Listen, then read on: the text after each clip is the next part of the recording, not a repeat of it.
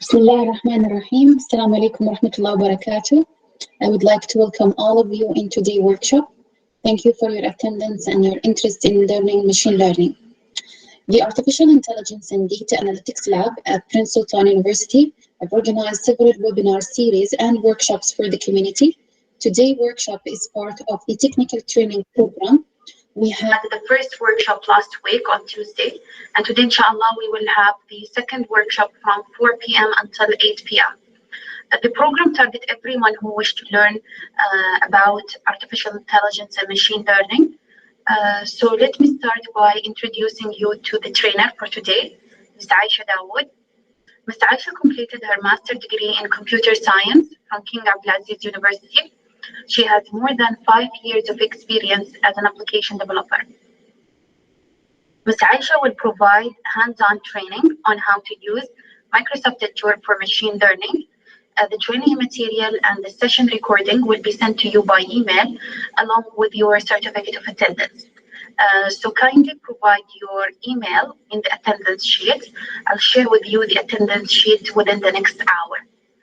I'll give now the floor to Ms. Aisha. Please, you can start the workshop. Thank you. Thank you, Hind. And I would like to thank the Artificial Intelligence and Data Analytics Lab in Prince Sultan University, especially the leader, Dr. Tanzila. And I would like to dedicate a special thanks to the audience. Today we will talk about Microsoft Azure Machine Learning Studio. This workshop is an introductory level.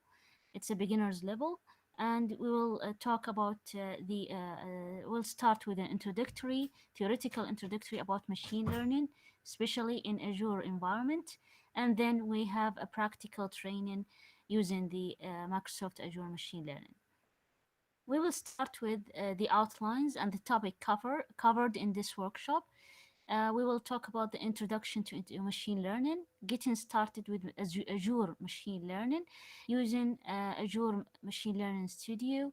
We will have practical examples using for classification models, regression, clustering, and matchbox recommendations.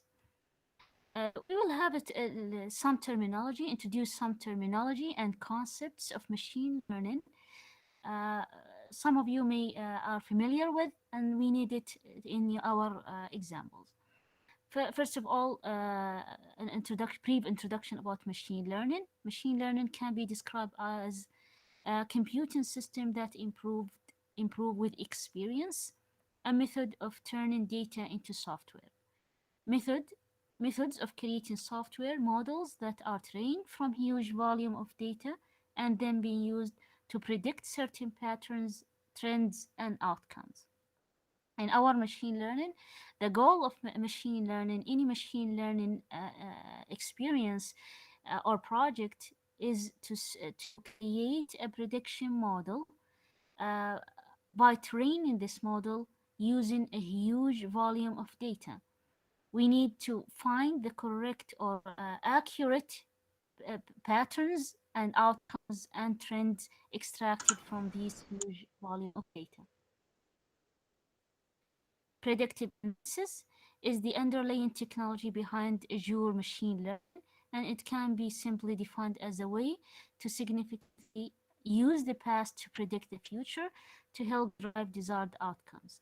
You will notice this in our examples. Our example will focus on how to predict and how to extract pattern and an outcome from using patterns extracted from past data and can be applied to future circumstances to produce a new knowledge. And this is what we call predictive analysis. Here, a simple conversion between our machine learning programs and a traditional programming language. As you can notice, the output of a machine learning is a program. Is a program used for predicting and applying new data or new scenarios to predict the outcome based on the knowledge learned in the past patterns recognition. Okay, the input of any machine learning program or experiment is data and output. Okay, sometimes we call it output, sometimes we will refer to it as labeled data. What do you mean by labeled data? That already known to us, the outcome of this data is already known. Okay, and we use it as an input to create the model that can be used later on. In traditional programming languages, I think most of us are used to it, is data and a simple code, line of code, and then we produce what? An output, printing or, for example, calculating an average. Okay, you can see now the difference between the machine learning and traditional programming language. In predictive analysis, as we mentioned previously, which is the basis of machine learning, we have here some examples or day-to-day applications of machine learning that based on predictive analysis. For example, checking the spam, how to identify, how the Gmail, or for example, can identify an email and redirect it to the inbox, or a spam email and direct it to a junk folder. Okay, there is must be learning from my behavior using the email, how I who are the people I send regularly, how, and then use this prediction patterns to create a model. Another application is life insurance. This is can predictive analysis can be used by insurance companies. We can use predictive analysis to point to discover credit card fraud detection. Okay, it can be used in web search pages result. For example, the recommendation in, for example, the adware that provide ads in my web page according to related to my search. How is that done? Is predictive analysis. Mortgage application.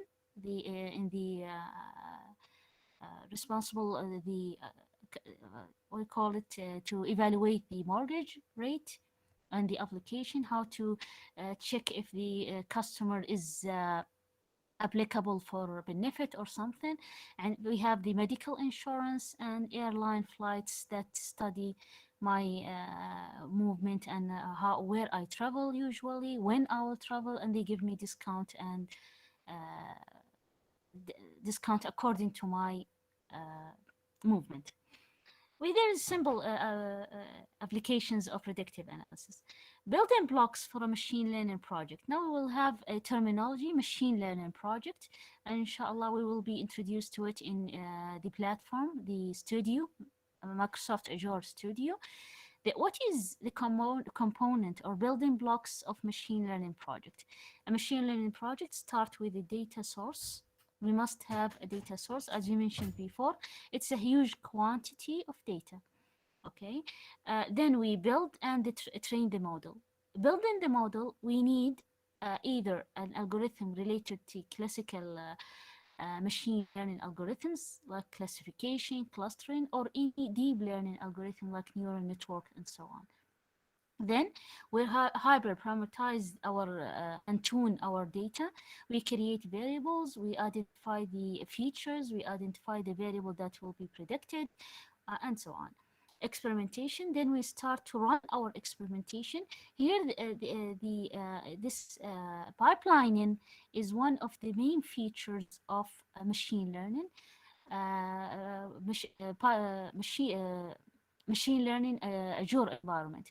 Azure provide a pipelines that can that can run in the background.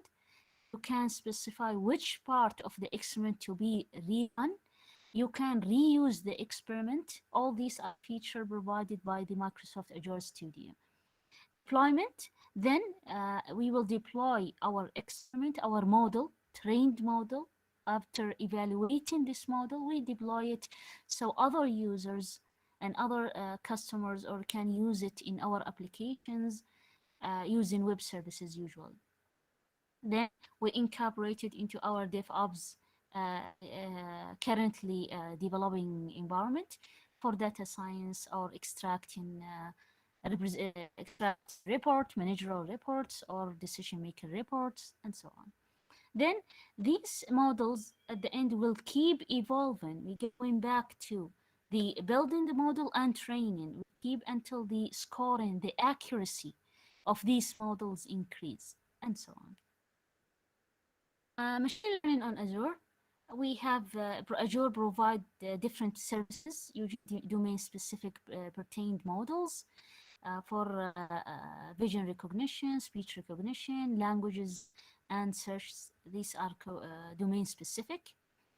Familiar data science tools like Jupyter, Visual Studio, command line interfaces. We have popular framework, PyTorch, TensorFlow, Onyx. We have also productive services like Azure Databricks, Azure Machine Learning, and Azure Machine Learning virtual machines. We can include other languages like C++ or C Sharp into the Azure as a virtual machine. Powerful hardware, usually machine learning. Microsoft Azure provide a powerful hardware, CPU processing, and cloud service, cloud area storage, uh, suitable for machine learning training models and extracting knowledge. We will focus on which service provided by Azure in Azure Machine Learning module. We will use this inshallah. Azure Machine Learning algorithm categories. We have examples on classification algorithms, regression algorithms, and clustering algorithms. Classification algorithms based on classifying data. Okay, it's usually supervised training. We will know what is a supervised training. I give the machine a already labeled known data, and we try to learn the patterns, how to relabel new data. Okay, and predict the classes based on variables. Regression analysis. This is regression analysis based on statistical method, which is regression, linear regression, multiple regression, and so on, which is a prediction function. Okay, clustering. Also, we will cluster, which is grouping data into groups based on specific feature or according to their distance from the centroid of the data. All these we will have examples for them, practical examples using Azure Machine Learning Studio. The supervised learning, we need to know this. This is very important. In supervised learning, for example, classification and regression. In the supervised learning, here's we have an example. The data in front of me is data for employees. We have the variable, the work class, education number, marital status, occupation, relationship, race, sex, hours per week, and we need from this variable to predict what the outcome, to classify each employee. Okay, in supervised learning, we need known data, already classified data, and we split data into uh, training data and scoring data. Okay, again, we will do this inshallah, implement it into our examples. But we need to understand what do you mean by splitting into two data sets. Okay, already known, already labeled data, like we see here in the chart, known input data, and we train the model using this known input data, and we get using a known outcome to predict the relationship and create the model. Okay, summarization and how to create a supervised learning experience, test and deploy. To create it, there is these three steps. We have to go through these all steps. First, creating the model using known input data.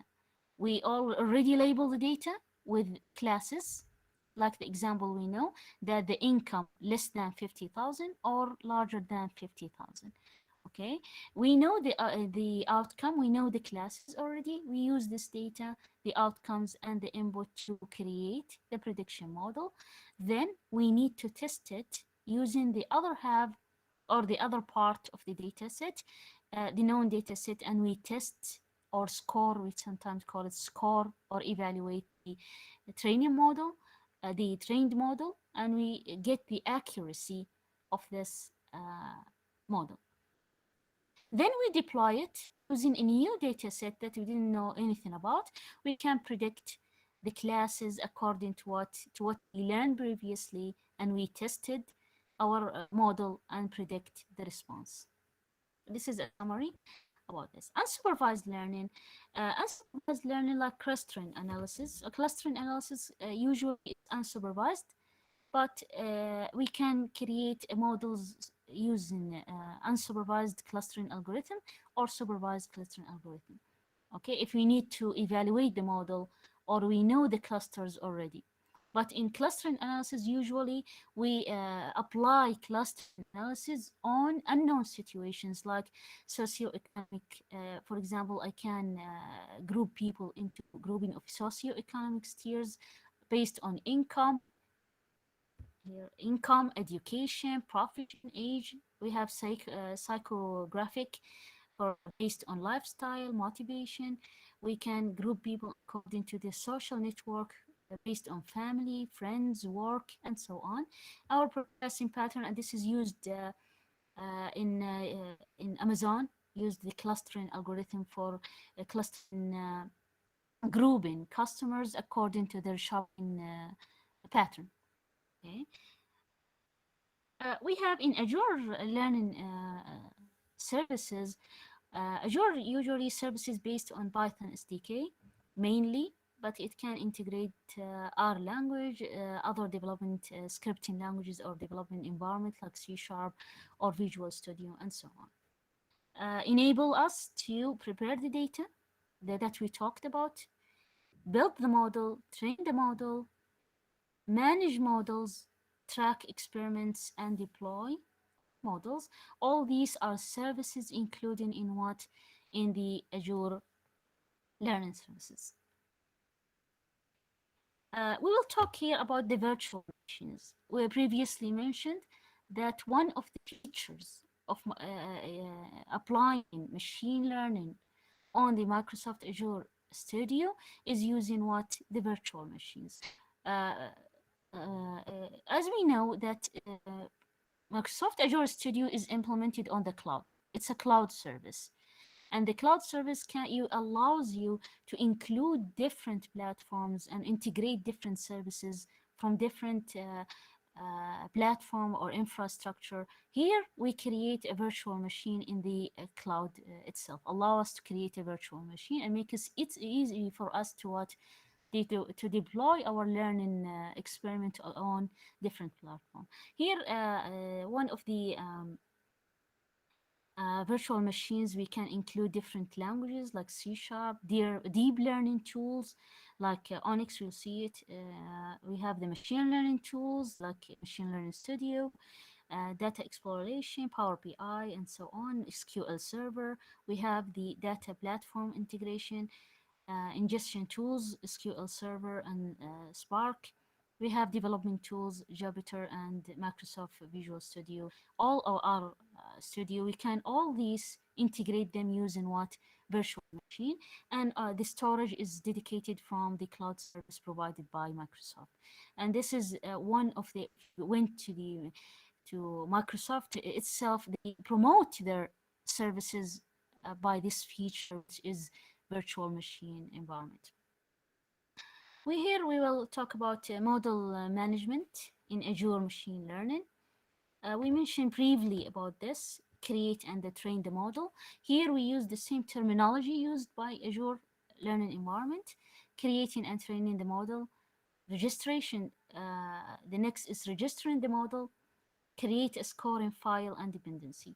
The scoring will give us the accuracy, how we will this trained model will act in new data, will act with new data, the degree of accuracy, and give us the degree of confidence, we sometimes call it.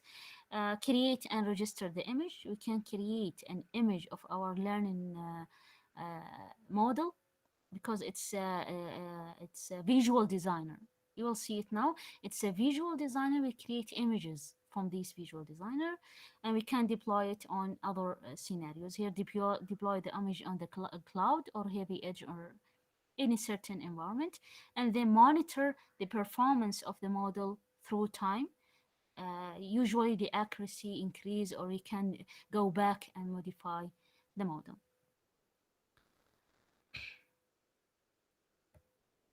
Here we have a pipeline. Another feature of Microsoft Azure is the pipelining. When we create the experiment, we will execute the experiment. The whole step, we call it a pipeline. Okay, how is this feature is very important. We will see now in this diagram. We can see when I prepare the data, first of all, when we start using Azure, it will ask us to prepare the data. Okay, the data source or anything. When we prepare the data, I think most of us are familiar with these terminologies, which is normalization, remove and repetition. Maybe I have repeated records, I can remove the repetition. The transformation of data, transformation from data type to another data type, or using codes for special, for example, male or female or something. Validate the data. Is it the data valid? The picture of the data as I expected it as the scientist or machine learning performer. Then we have featureization. Is the features available enough, or may I include more features? Okay. Then this is the preparation of the data. The collection, it's also uh, the collection, extraction from different resources, and so on. Then we have to build the model, building the model. All this is the pipeline now. Building the model, the next stage, hyperparameter tuning. We will choose which parameters, or sometimes we call them the columns or features, will be included in our experiment, and which columns or not be will be excluded from our experiment, which variables will be the dependent variables and which will be the independent variables, and so on. Which is the outcome, how many variables will be the outcome, and these are parameterized in tuning. Automatic model selection, we will select the model, and then we test the model. If there's an error, we go back. Okay, we had an error here during testing. We went back to hyperparameter tuning, and then we go back to model selection, model testing, validation. We didn't have the error, deployment, and patch scoring. At the end will be deployment, and patch scoring will give us what the score of the model over time, and they give us the the parameters that we use to include in our development. For example, the name of the web servers, the key, the API key, secret key for the web service, the input and output for the web service. Here in the pipeline, the feature, we can choose and pick which part of the pipeline we will rerun. When we had an error in the model testing phase, we can choose which part of the pipeline we can rerun, but the other processes or other tasks will save their run. I hope I make myself clear. This is a feature of Microsoft Machine Learning Studio.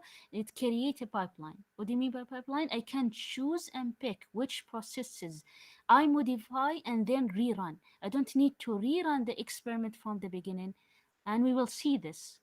Really, we will see. Okay, now we'll start the practical part. Uh, we will talk about pricing and availability of Azure Machine Learning. Okay, Azure Machine Learning provide different tiers of services. Mainly, there are free and standard service. It's a cloud computing provide the machine learning studio as we call it a cloud service as based on service. For example, pay as I go. As I use the services, I will pay for these services. Okay, there is a free subscription for learning, for education, and we can use what there is Azure Machine Learning Studio service. The service is used to help design, develop, and share, test, deploy learning services. This is what we use. And there is an API that used to can help creating a web service and hosting the environment. Now I will start. Here are the pricing. This pricing is it's changing a pricing for sometimes they change it in 2 months, and you can use the 360 Office subscription to log in into Microsoft. You can use your academic account as a student or as a faculty. You can use all these accounts. Usually, all university are subscribed to for cloud services on Microsoft. Here is the pricing. As we mentioned, is you can pay by subscription monthly. They deploy their cloud services, software as a service. Then software as a service. Then which software or service you use, you pay for it monthly, hourly, sometimes by usage. How many clients are using your service? Okay, we'll finish from the theoretical part. We will start with the experiments. Create a classification model with automated machine learning in Azure. The first experiment is a classification model. Okay. First, I will send you in the chat this link. If someone want to, we can implement together the experiment. I prefer we doing this.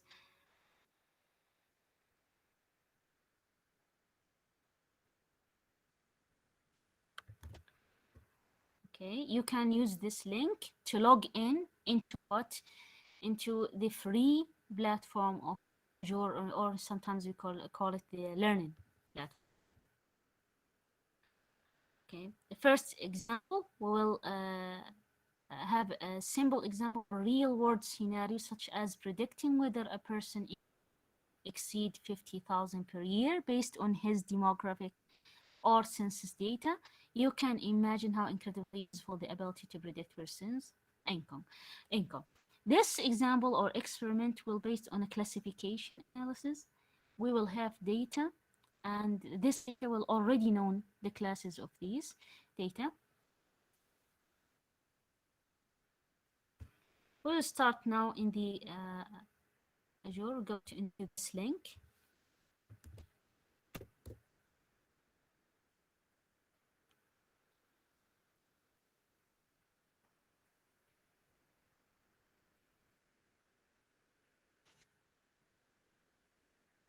Okay, this is the Microsoft Azure Machine Learning Studio Classic, the free version for learning. I logged in with using my account, and this is my account, Aisha.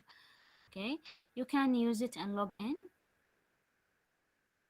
We have a project. We can create multiple projects with multiple experiments. Okay, now when I say experiment, we mean we start a problem. For example, our experiment now, a classification analysis, and we create it and train a model. We will evaluate this model and we will deploy this model.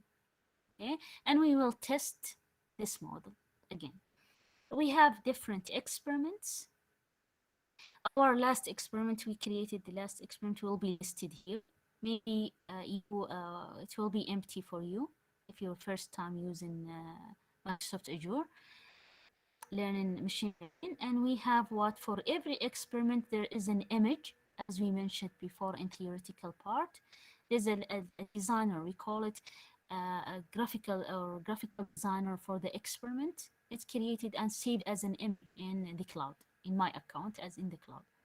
Okay, usually we can create a special unique name for the experiment, or they will be saved as experiment and the date of this experiment, the author, and the status, and the last edited, and the if it's belong to a project or not.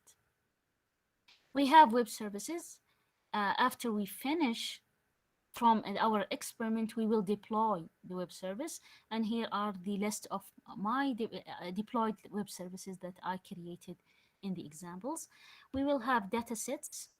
Okay, the data sets, we can import data sets But this is an educational platform. So we have a repository uh, full of data sets. We will use them and we will upload remotely again to the trained model. I trained different models. Again, they will be the list of trained models, and we will have what the settings. Okay. Now we will start about the experiment. Okay. You can ask me on the chat, or you can discuss with each other. And we start with a new experiment.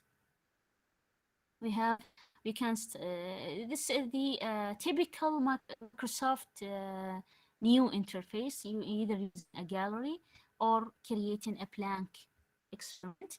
We will create a blank experiment. We will when I create an experiment, here is the designer, the data designer, okay, of the experiment. It give me uh, directions where to put the data set, to insert the data set, then connect it, and then give me a diagram as a guidance. Okay. Now we will start. Our example was what? Predicting the classes of individuals based on their data.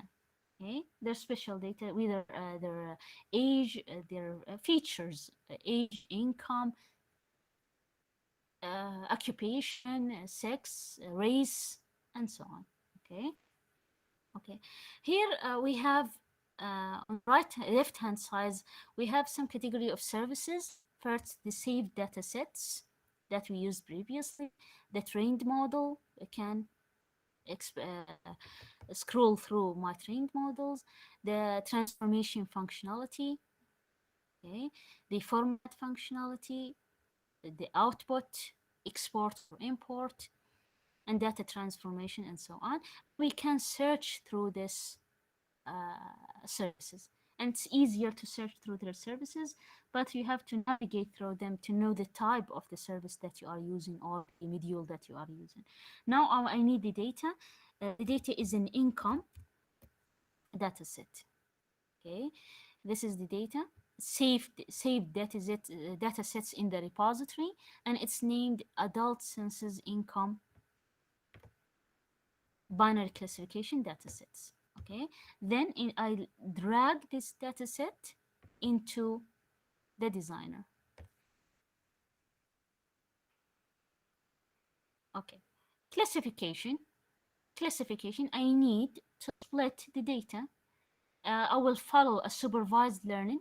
That means the data is already classified and known the classes for each every person in this dataset. How to explore the dataset? Right click on the dataset and then go to what? Visualize. Okay, we can visualize the dataset. We have features for every person in this dataset: age, work class. This is I don't know what this education, and then we have education number. They coded the education level, marital status, occupation, relationship, race, sex, capital gain and capital loss, working hours per week, native country, and then the income. The last column is the what the known classes, either less than or equal 50,000 or larger than 50,000. Okay, we can here in the visualization window, we can check how many rows of data I have. I have 32 561 data rows of data. We have 15 columns. I can what when I press on every column, it will provide me with the descriptive statistics. Descriptive statistic according to this column: how many unique value, how many missing value, how many features. The feature type is string. Okay, if I need to transform it or change it, it's not according to my perspective. Okay, we have the frequencies according to what the occupation, okay, the craft, or and so on. For example, the gender, the sex, I can press on it and give me a descriptive, again, descriptive statistic, the unique value, missing values. We have two unique values, a female and a male, and we have a descriptive statistic for this frequency. As we said, the outcome variable. The outcome variable is the income. It's into two classes, less than or equal 50,000 and or larger than 50,000. This is the classification feature. Then we checked our data. Then we have, as we mentioned, that we need to split our data. As we mentioned before, it's a supervised learning. We need to split our data. You can search for the function here, or you can write split, okay, under the category data transformation, a sub section sample and split. We have simple split data. Okay, split data. I drag it into the designer, and then I need to connect them. Okay, when I the connector, when I check hover over the connector with my pointer, it give me the dataset. The dataset will be the input of the splitting module, and the splitting module will give me two output.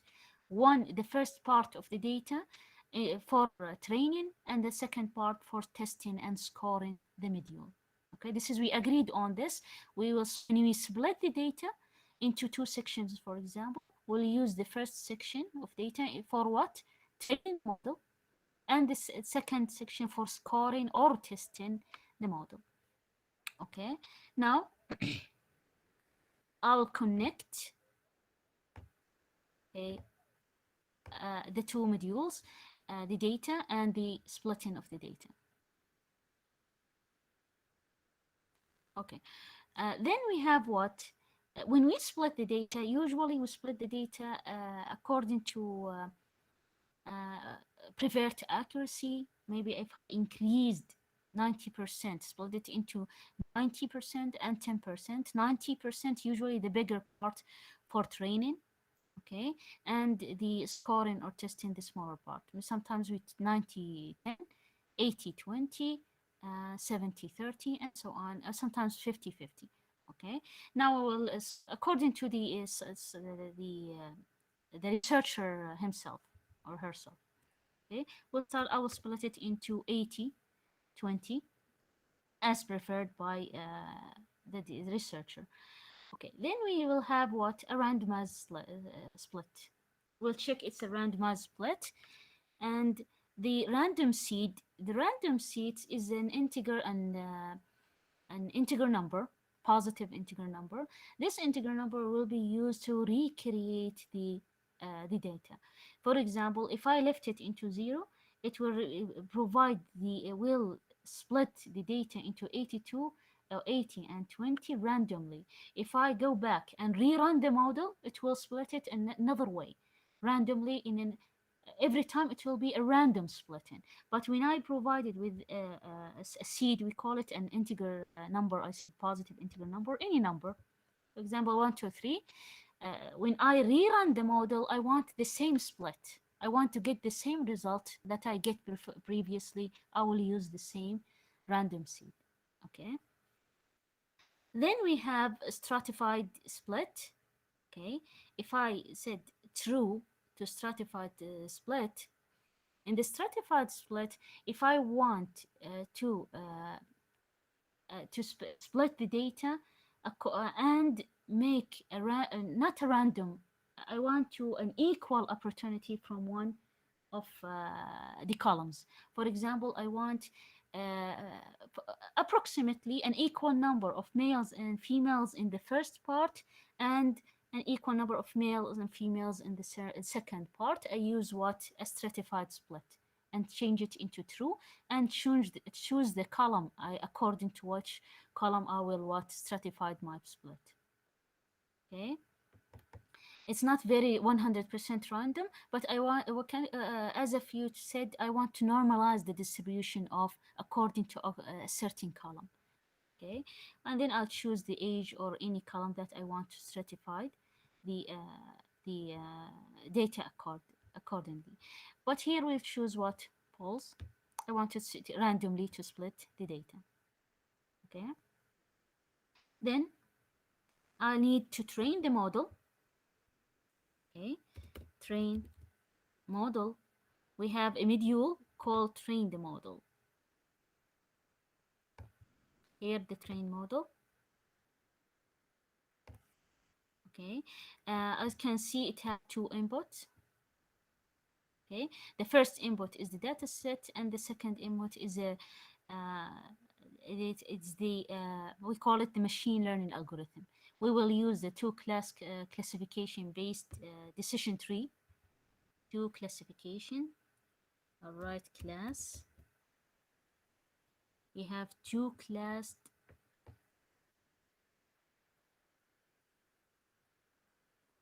That's it. Decision tree. Okay, in their training, in this training experiment, I will base my training of into two classification. We have two classes, and we're based on a decision tree creation method. Okay, and this is will be the input for the training model. Okay. Okay, here after splitting the data, the first output, the result data set, the first part, and this is the second part.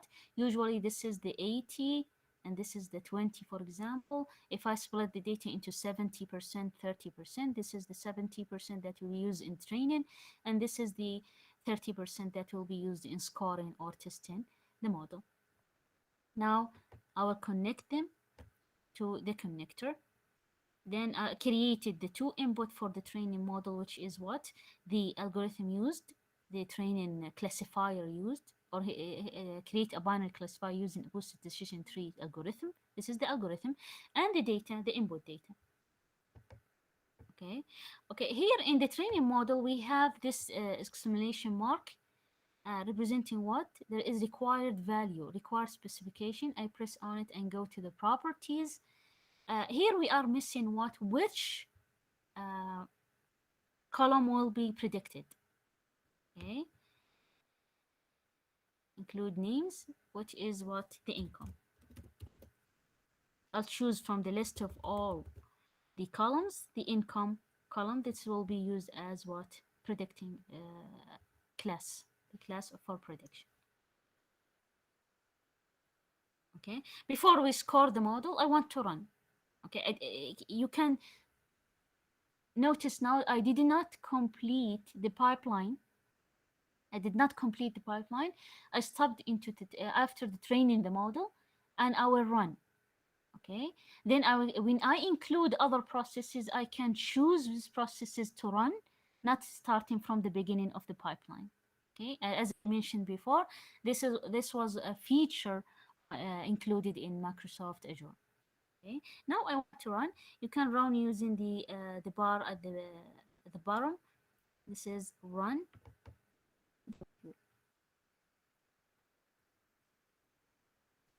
Here we have including the running time. You can check every module that or process or a section that finished executing. It have a check sign, green check sign next to it. We finished splitting the data, then importing and evaluating the algorithm, and then what, using both to train the model. We press, now I want to explore or investigate every component. I go to the train model and then visualize. We choose in the training algorithm, we choose based on what? The classifier based on what? On the decision trees. Okay, and the algorithm created 100 decision trees. This decision trees will be choose the best or accurate, the more accurate for our base, for our trained model, will be the base for our trained model. Okay, if we zoomed here to check the decision tree, okay, this decision tree started by the feature, which is marital status. Then if it's less than 0.5 or bigger, we go to the capital gain. Okay, then the education number. Okay, these features we can go through this tree, the arrangement of the features to find to which class this person or new data will belong to. Then the algorithm During the training, we'll create 100 decision tree. Okay, we can specify how many decision tree to be executed, either 150, 150. Okay, during the learning process, and we can use them to inspect the data. As we used to call these outcomes, this in bold are bolded line circles are the leaves, and represent the outcome or the classes. We have two classes, either less than or equal 50 or larger than 50, and here I can inspect different decision trees. Sometimes the researcher need to go through these data to know the steps of the learning process. Okay, here now now we want to score the model. I want to test my model. Okay, there is a special module called score for scoring the model. Under the machine learning category, we have what subsection called score. We have score model. Drag it into the designer, and the scoring model will have two input: the trained model itself to be tested, and what the data that we split for further testing or evaluating the model. We drag it. This is the input. Okay, and this is what the output. Uh, then we have to evaluate the model. We have the evaluating module. The evaluating module will give me general scoring. We will see the true positive and true negative, and the test the accuracy, and if I reach the threshold or not. With all these data will be available. I'll write here evaluate,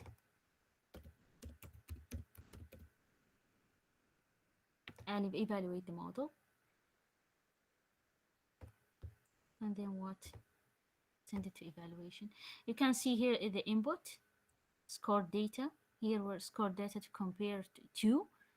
We can improve, provide multiple tests. I can test the system with different data, and then we'll connect them for the evaluation module to compare this data and give me an accuracy, okay, an overall accuracy of value for the accuracy of this model. Okay, but it's not a problem if we only depend on one scoring model, the result of one scoring process. Okay, now I will run, maybe run the selected. I have two options: run the entire model or run the selected. Okay, I'll run the entire model just for preference. It's not, there's nothing wrong if you run only the selected processes.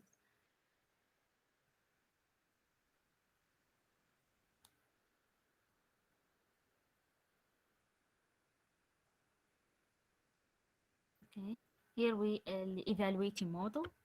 The evaluate model, we can check the result of evaluation.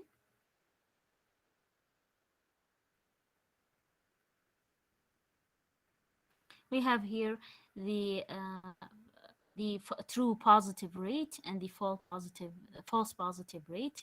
Can you see our model is very high in the positive rate for detecting the true class for every element.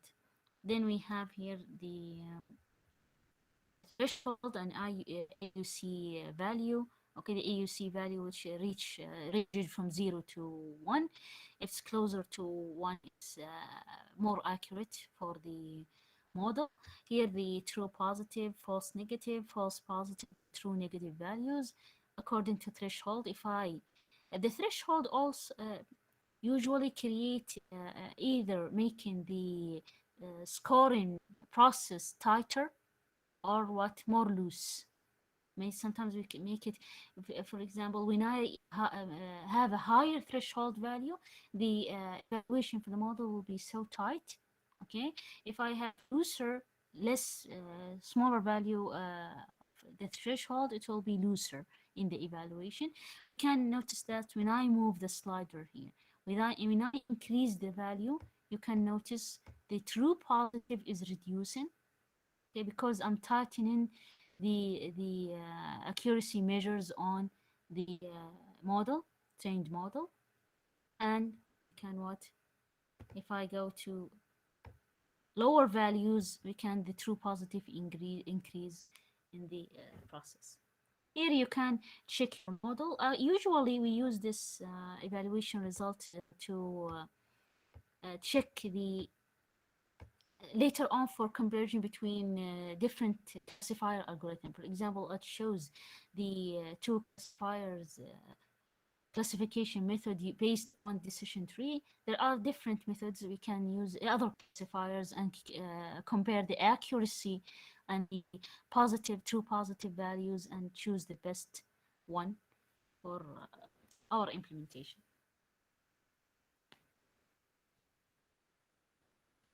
Okay, here, as we said, here we have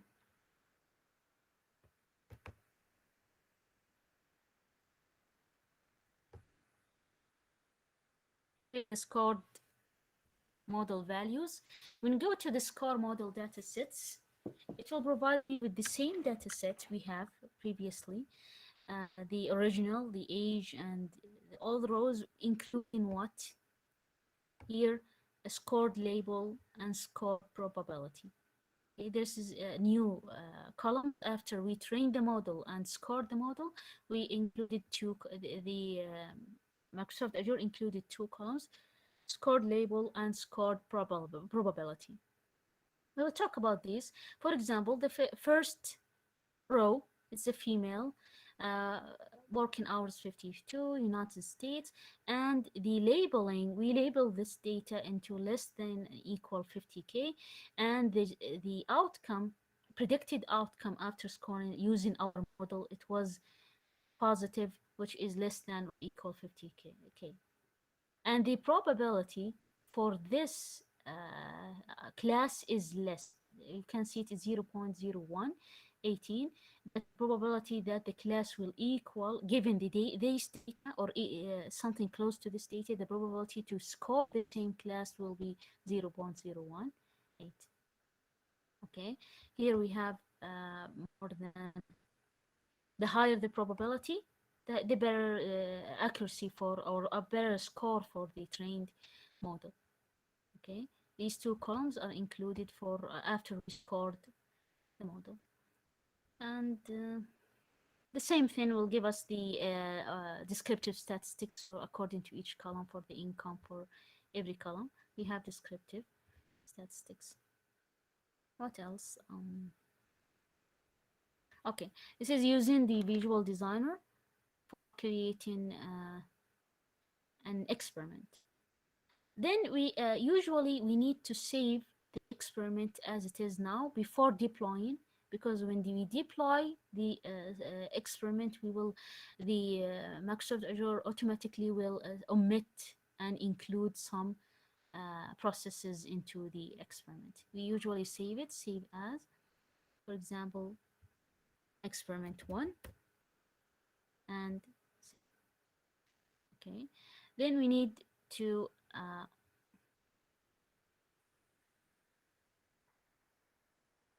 okay, I need to run.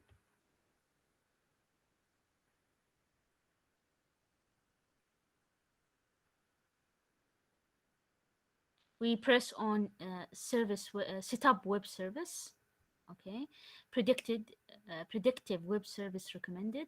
We want to create a web service for prediction new cases. Okay, web services.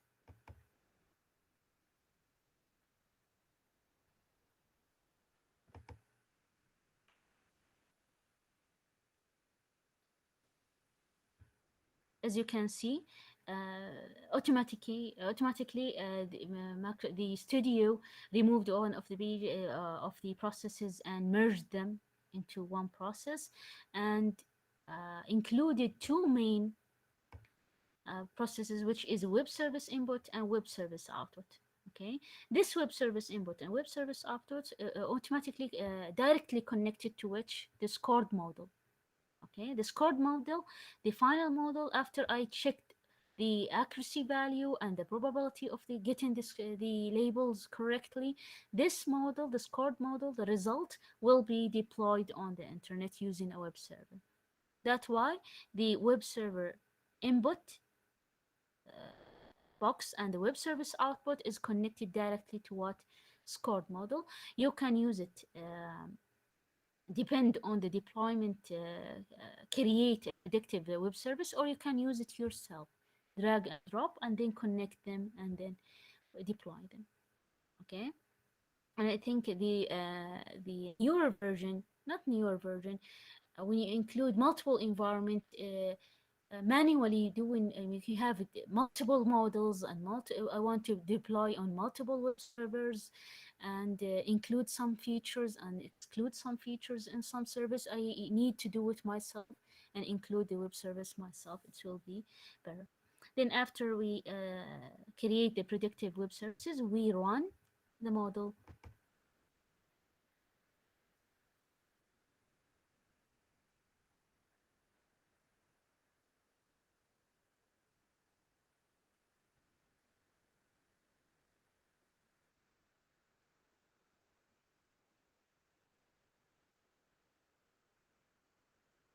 and then what, we will deploy the web server.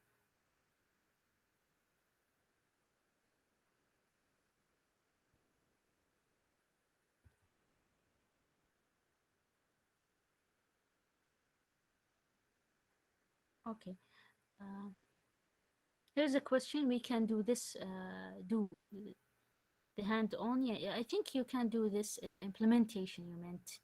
I think you meant we can implement together all this experiment. Yes, you can connect using this, the column before I provided in the chat. You can log in using your academic account, or you can use your Microsoft Office 300 for experiment. Um, okay, after deployment, this is after deployment, will give me the for the web server.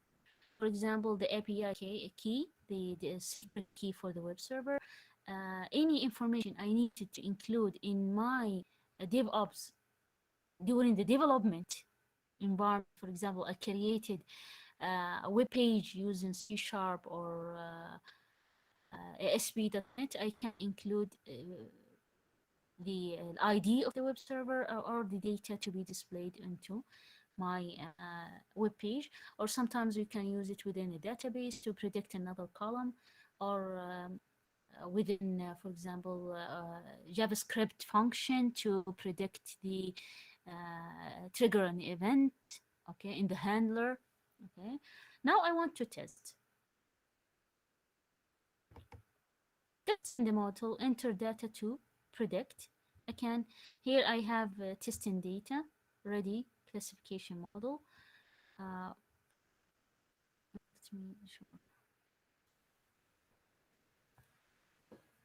Okay, the classification model, I have a male 39. Okay, this is the age, working class. You can use this data with me if you are running your, deploying your model. I'll send it through the chat.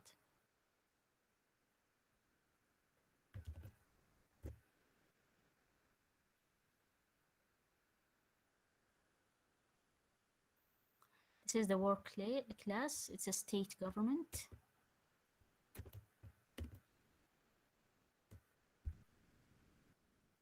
The weight of the work itself.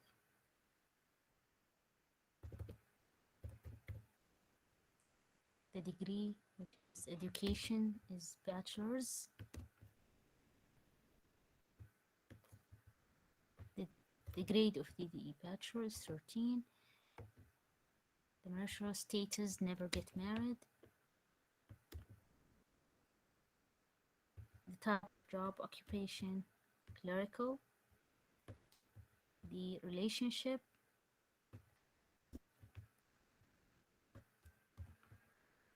race is a white male. All these will be included, will be used by the model to predict the income. the gender is male, and the capital per year gains, and zero losses. And we have how many hours per week, 40.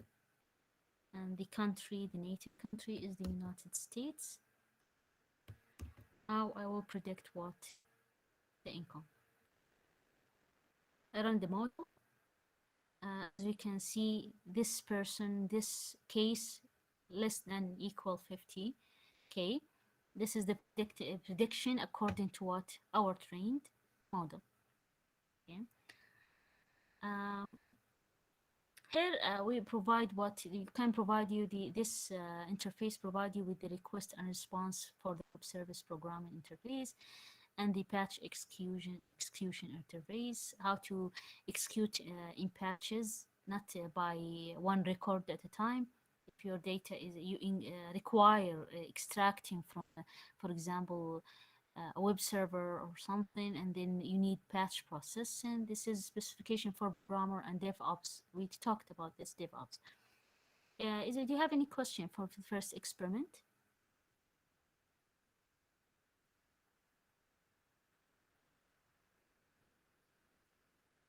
Okay, we'll go back to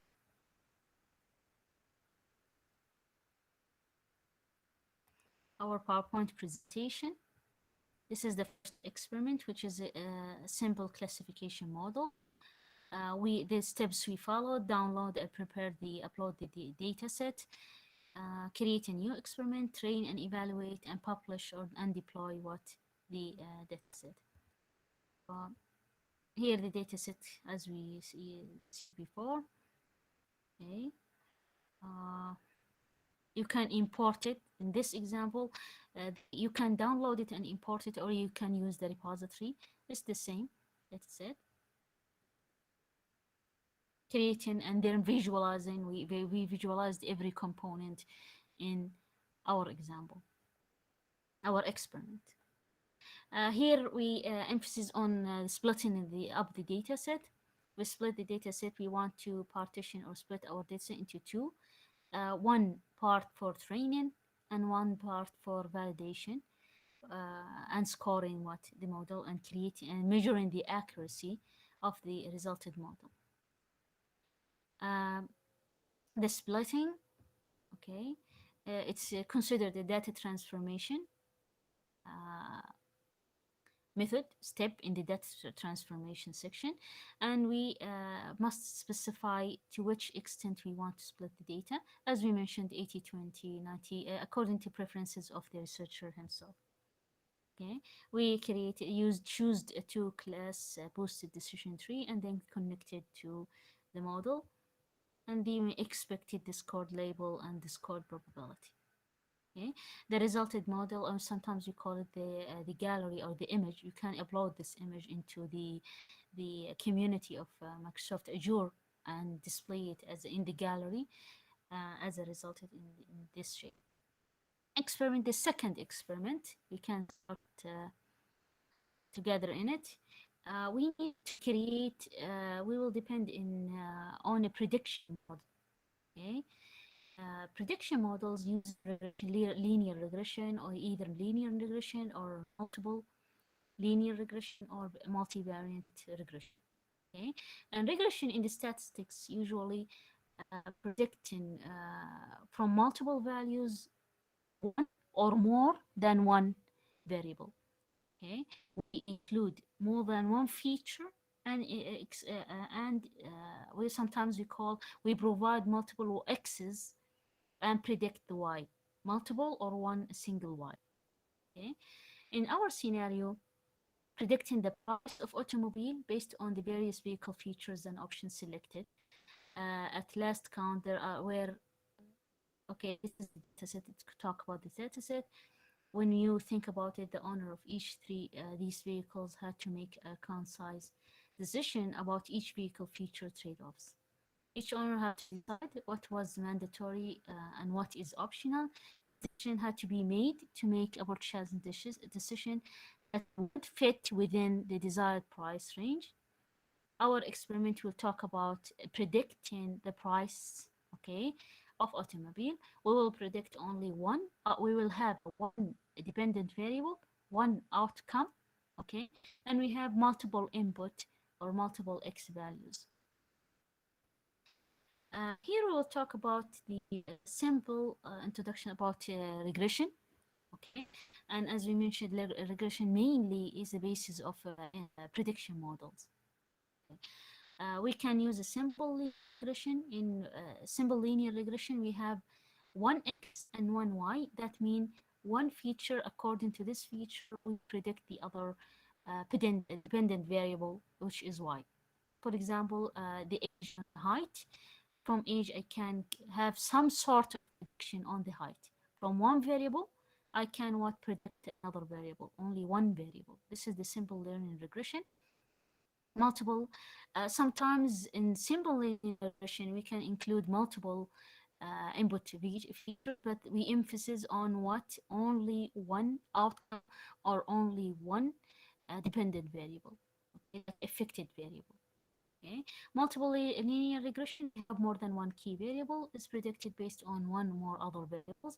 If we predict, for example, the gender and age and occupation, I can predict what, for example, the income and the stats of this person.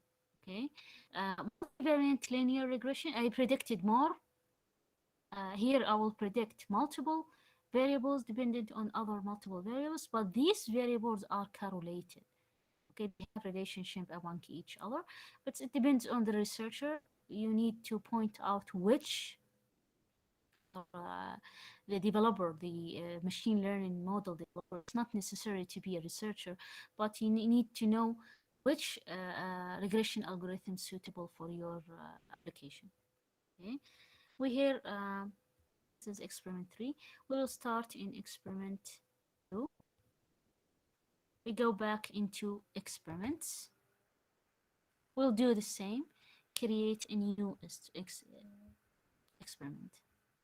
The experiment I just created, included in the list of previously created, recently created experiments.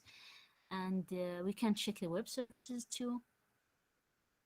Example 1, predictive experiment web service. Okay. Experiment and web services. New, I will create a new experiment.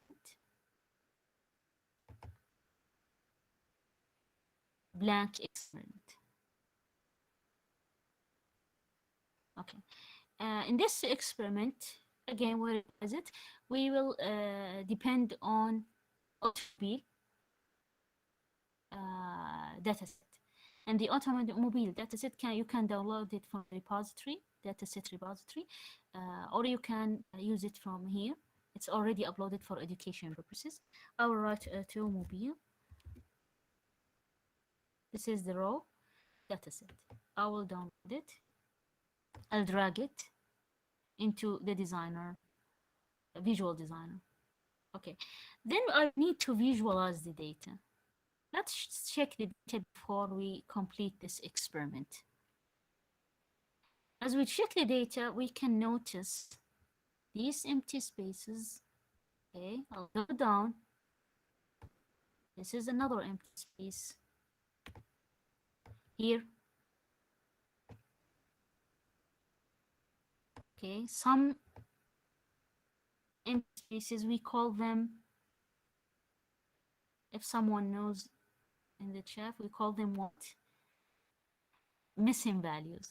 Okay, missing values. Missing values usually make a problem in the analysis, okay, or the prediction model, because we need to clean this data, and we need every record to have a value for every column or every feature included in the study. Okay, and missing value is a problem day to day. You will face it day to day. Collected data, especially in these days, from data is collected from different resources, from Internet of Things, from social media, from web servers, and so on. Okay, before we start splitting the data and train the model, we need to clean the data. We can using a special module provided called the clean of missing values. Clean, clean missing data. Here is the cleaning. We include it into our designer, and the input will be the data set. Okay, when I press on check the property of the clean missing data module, we will find what you can select either all columns or choose one column that is important to your study, and you clean all this product. Okay, we can provide the minimum and maximum value either for substitution. Okay, how to clean the mode of the data? We have different mode. Either use substitution value. Here our in our settings here, it will substitute it's every missing value with zero. Okay, with the zero we can choose the mean or the median or the mode or the row and the column, or using the probabilistic PCI. Every option of these options have a trade-off, have a benefit to it or an advantage or some problem, some sort of problem. For example, if I chose to replace with the mean, okay, the mean is the average, or I can I'll sum all the data, okay, and then divide it by the number of these occurrences. Okay, when I substitute the mean, usually we call it we refer to it as not descriptive enough or not true. Which is more true to the data is what the median. Okay, why? Since the median is placed in the middle of the data, we how do we choose the median? The median is we check the distribution, and the distance from different points to the to different ends. In the middle, we choose the middle of the distance is the median, the value that already occurred in the what in the data set. But the mean is the average. It's not necessarily available in the data set. We included a new value in the data set, may change the representation, change the measurement, change, and so on. We have the mode. It's more reliable to depend on replacing the missing value with median and mode. And sometimes we refer to removing the whole row or the column, or we're given a probabilistic PCA. Okay. Um, Here we will substitute the value with zero. Replacement value is what, zero. Okay, sometimes we replace the value with is not applicable value. For example, the age, I can replace it with 1000. I know this value is not applicable to the age. Okay, after cleaning the data, we project the columns. Let us run to here.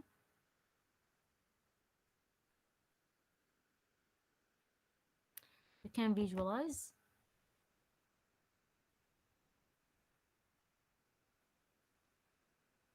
Okay, as you can see here, the missing value replaced with value of zero. Okay, going through the data, we used to have here empty spaces. Now it's replaced with what? Zero. Now we will have, for each record, we have a certain value for each column. Okay, this is what we want, and this is what we need. Now we introduce a new model here, a new module here. It's called projection the columns. Projection of the columns. What do you mean by projection? We exclude some of the columns that will not depend on our prediction. Okay, in the linear regression, we said as an input to the regression analysis, we have variables. We will not use all the variables. We will exclude some of these variables. We call it projection. Okay? Projection. Select column in data sets. It's sometimes select or projection. You can find it differently. Here, sometimes it have its old name, which is projecting, which columns we want to include. Here we will exclude. Okay. exclude two columns from the data set. Let's check first the data set we have. We didn't concentrate on the data set we have. Okay. From the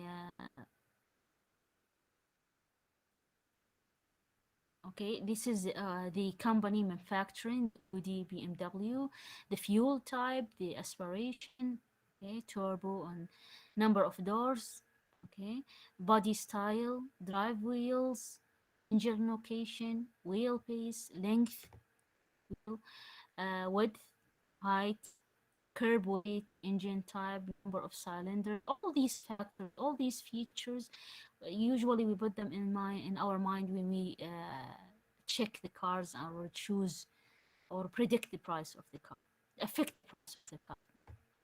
You agree with me on this? Engine size, fuel system. We have two features by intention. The authors include them in the dataset, which is the bore and stroke.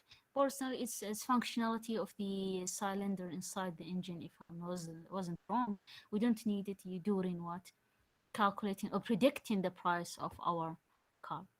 Okay. Now I want to exclude both of them.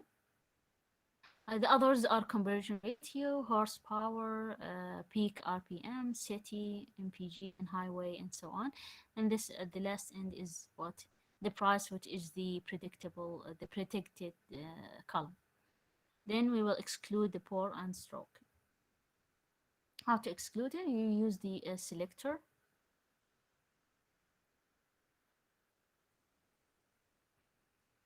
Okay.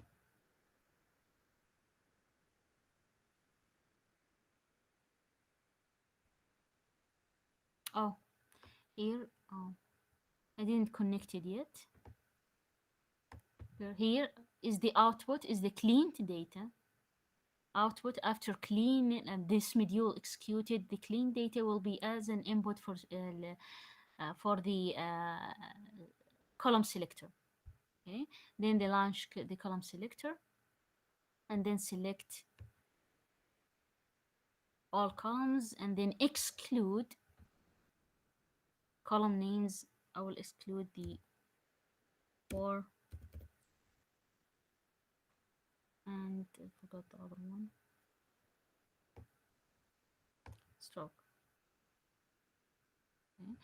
All the columns will be included except those two features or columns. Okay, this is called either column selector or projection to project which columns will be included in the prediction model. Then we will complete, after we clean the data and project the columns, we will create a supervised learning experiment. That means we need to split the data. Again, we'll search for split module. Okay, split module. Okay, the output, the result data set will be the input for the split module. Again, I have to specify how the data will be split. According, for example, here we want it, let's choose 80-20 as previously. Is it, do you want it very randomly every time you create um, the same you run the same experiment will change the split? No, I don't want to change the split. That's why I need to provide an integer positive value that will be the seed of our randomization. Okay, to imitate our my splitting again and again. Stratified split. Do I need to create splitting according to a special column to create equalization or normalization for a certain column? No, I don't need that. I want to split randomly for the data. Then after splitting the data, we start to what to specify to include the training the module process. Here is training the model. Okay, here the split data, the first part will be the bigger part for training.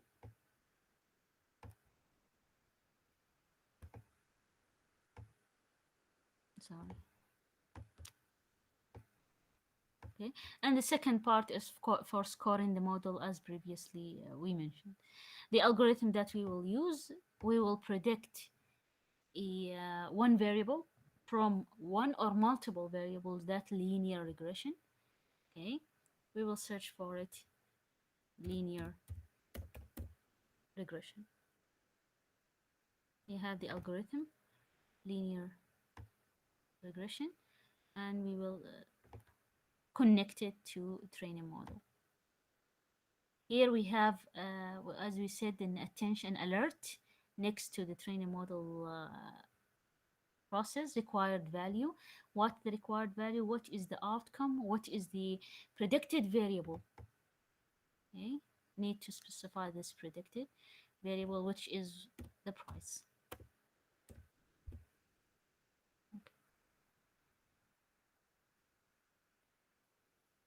Okay, now we finished constructing the model.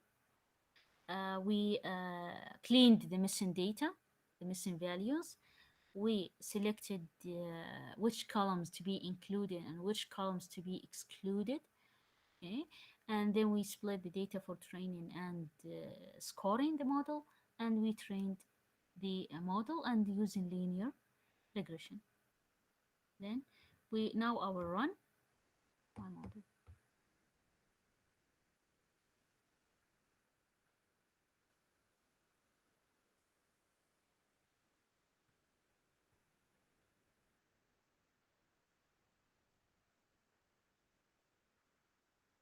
Okay, I trained the model. Now I will check the trained model. Okay, we will see the result now in the trained model. These need to be focused on. First of all, the result will be split into settings and what? Feature weight. Feature weight, it's I think it's more important, the feature weight. Uh, the price will be predicted from different variables. Every variable have a certain contribution to the price, either a positive or negative. Okay, the feature weight specify this contribution. For example, the fuel type, the gas, we have fuel type. The fuel type written in the weight is minus 13,249.3. That means since it's minus, it have a negative effect on the price. Okay, since it's gas, it have a negative effect on the price. And imagine if all the other features scored zero, the price of the car will be minus 13,249.3. Okay, which is not logical, but this is how we interpret the weight. For example, making BMW, the manufacturer is a BMW. Okay, we said the manufacturer, we said have different options, was Audi, BMW. If the manufacturer was made by BMW, the weight of this option will be increased positively with 9,551.34 value weight. Okay, it's affect positively. What else? Again, if we all the features scored zero, was it's neutral. Okay, not to have a positive effect or a negative effect, will the car price will be 9,000, have the weight of 9,551. Okay, the other features we can say the make Porsche also positive effect. We have rental. I don't know how to pronounce this car. What else? We have the making, also the making companies effect. For example, here, number of doors. Okay, if we compared number of doors, where is it? Yeah, number of doors. Here, number of doors two. It have a negative effect. It's minus 400 or 4,378, which is less severe than what fuel type gas. Okay, fuel type gas have a lower, harder effect on the negative side. Okay, and the bias too, and so on. Sometimes we have zero. Yeah, zero doesn't make that effect. Okay, next to zero, it does not affect. For example, we have the maker. If the maker is unknown, okay, it doesn't have an effect on the price, either negative or positive effect. Aspiration, the fuel, the body style, these features does not affect what options does not affect the price. This is the trained model. Yeah, now I can use it for other cars with other options and so on. Okay.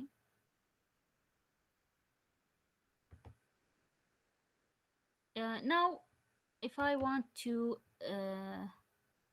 score the model, okay, again, to score the model and evaluate it. Okay. I'll include the scoring service or module and then evaluate.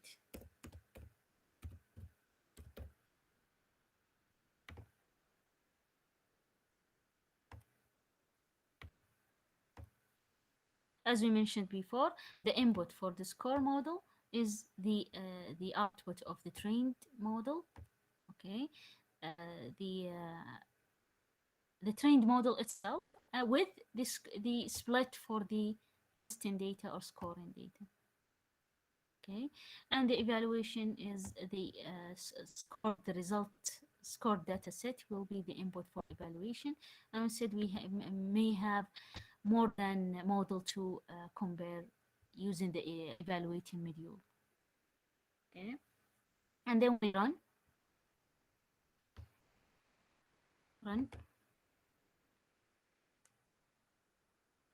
Let's see if I chat.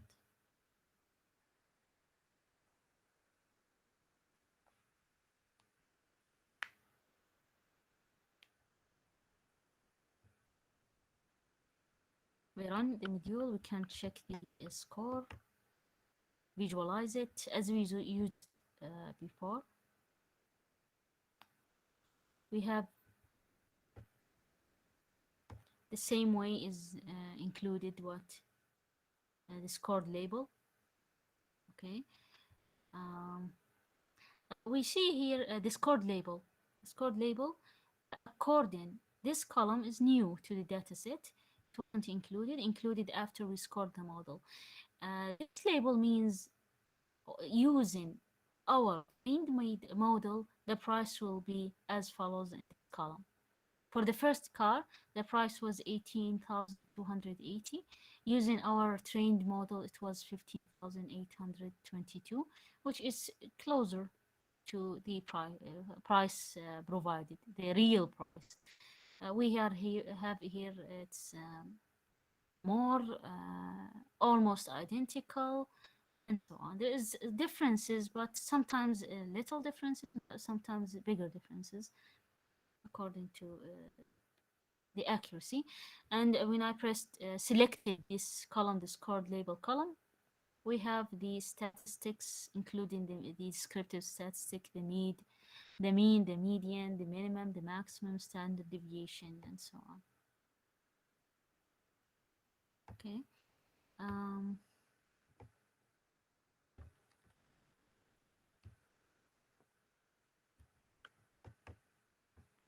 I will visualize here okay. Here, the absolute error, give me measure the error in rating the price.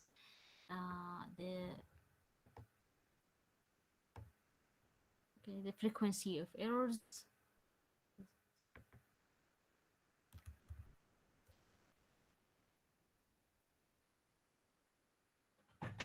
This is help us, as we mentioned before, to choose different algorithm machine learning to reduce the mean of the absolute error and should reduce the frequency of errors. We can differentiate, use different algorithm learning models and choose the best model with less error and better success rate. Okay. Now, again, I will deploy our model. How to deploy it? First, we save it first. as we mentioned before, if you want to modify something or change it, save as experiment 2. Okay, experiment 2. I will save my experiment. Then I want to the last run.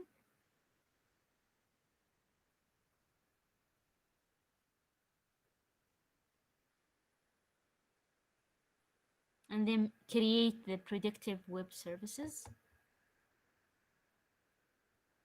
As we mentioned before, it will rearrange my model to and include the web services input and the output web service. Here, because we have transformation, we have missing value. We previously in the experiment before this, the classification experiment, the web services input and output were directly connected to the score module.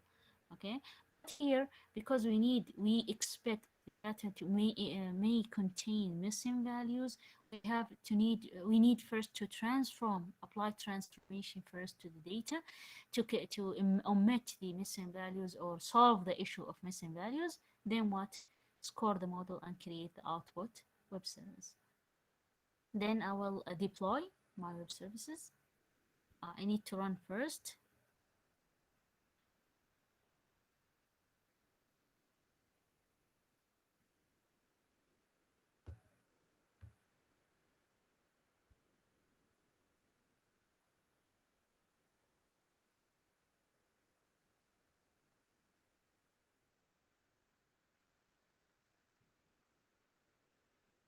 I run and then deploy my web services.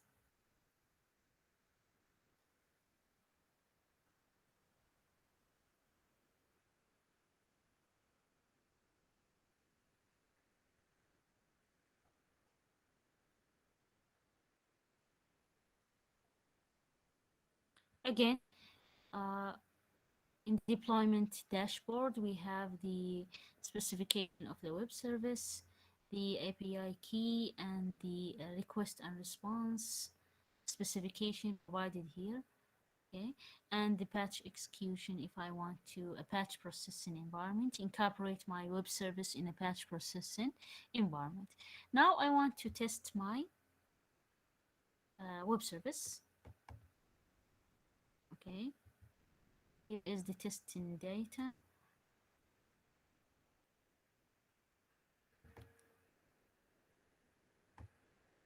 Again, I'll send it into the chat if someone wants to implement now.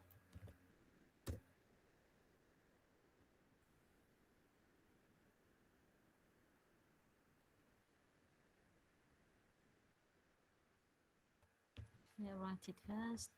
3.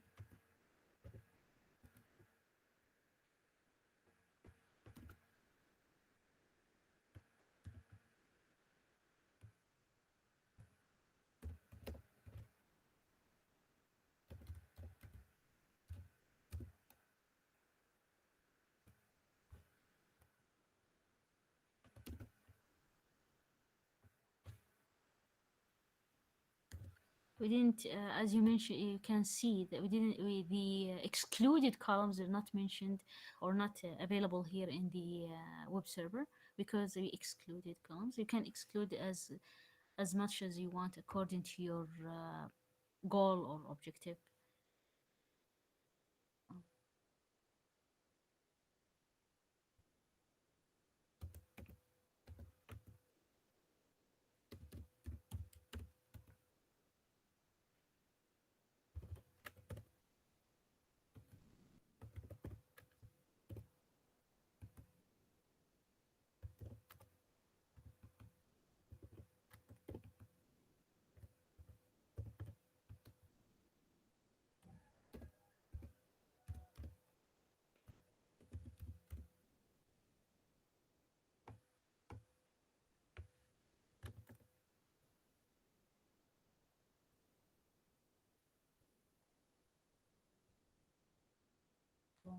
Process.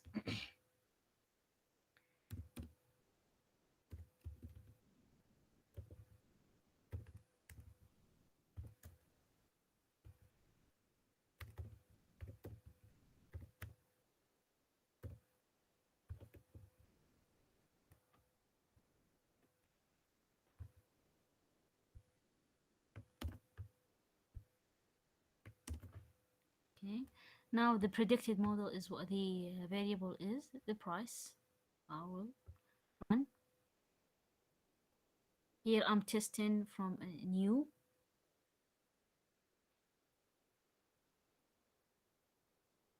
I think I missed.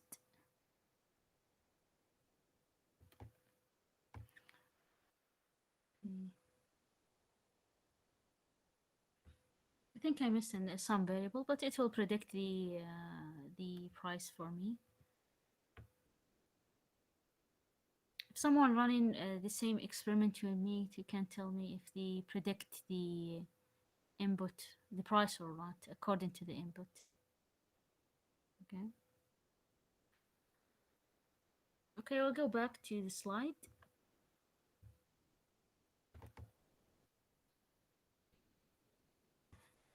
Okay, experiment 2 created a linear regression. This is the final model. Experiment 3, we will use unsupervised learning clustering model with automated machine learning in Azure Machine Learning Studio. In the unsupervised machine learning,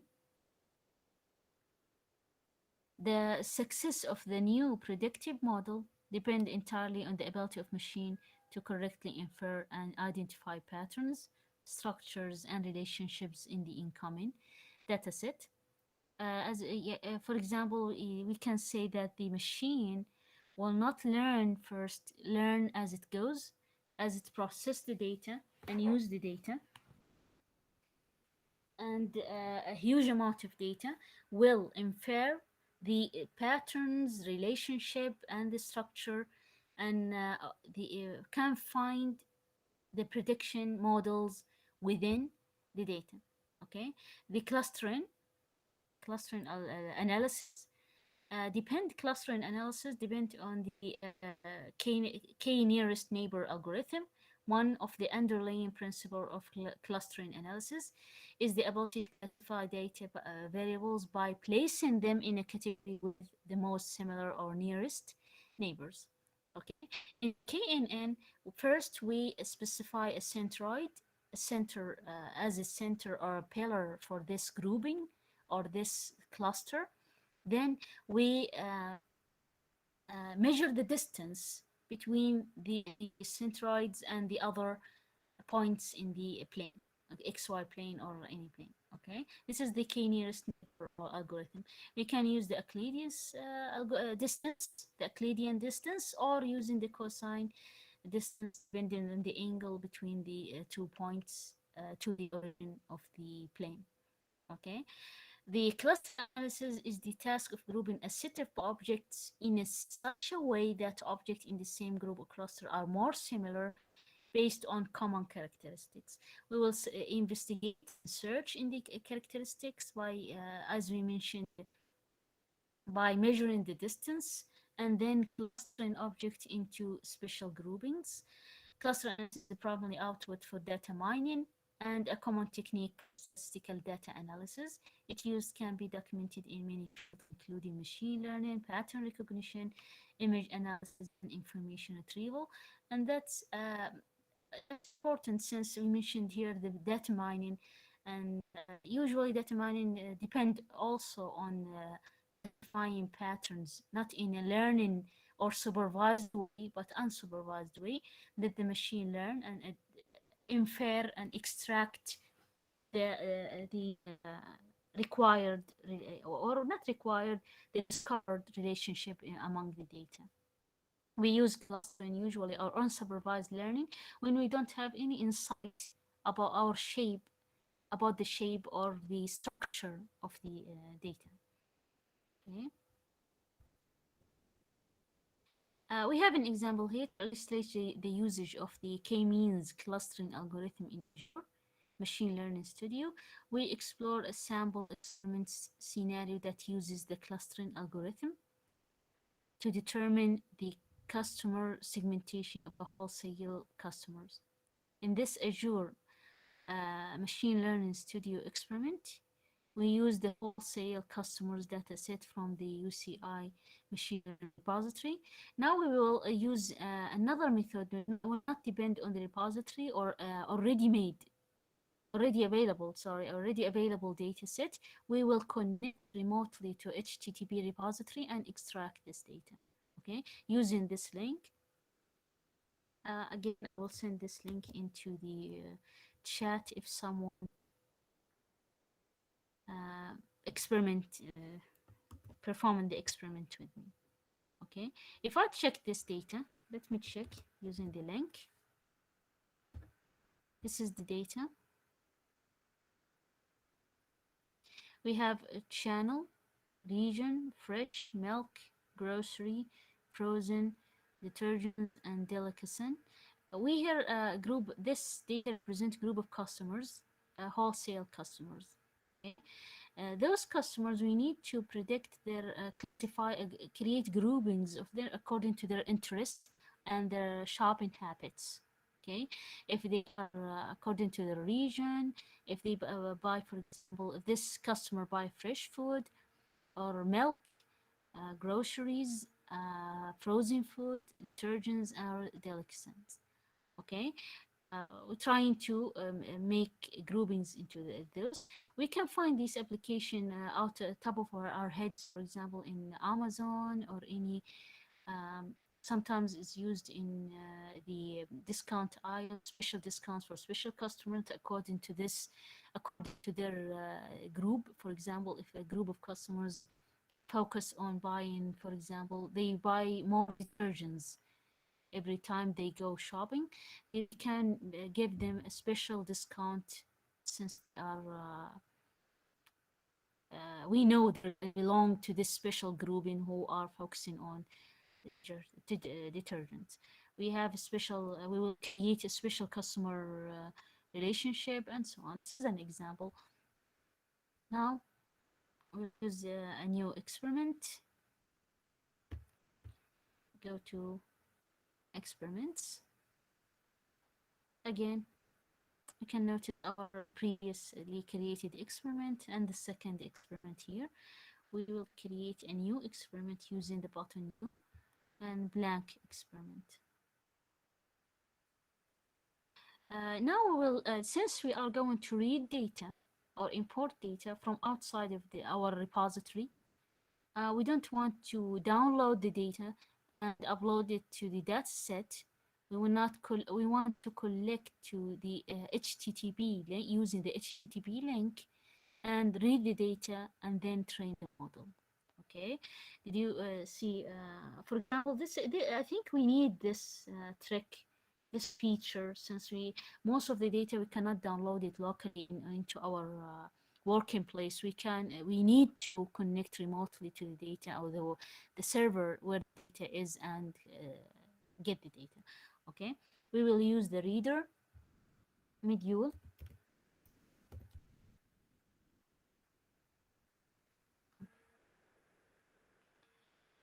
Here we call it import data. Okay, and sometimes it's called reader module. Okay, I want to read from using a web URL via HTTP.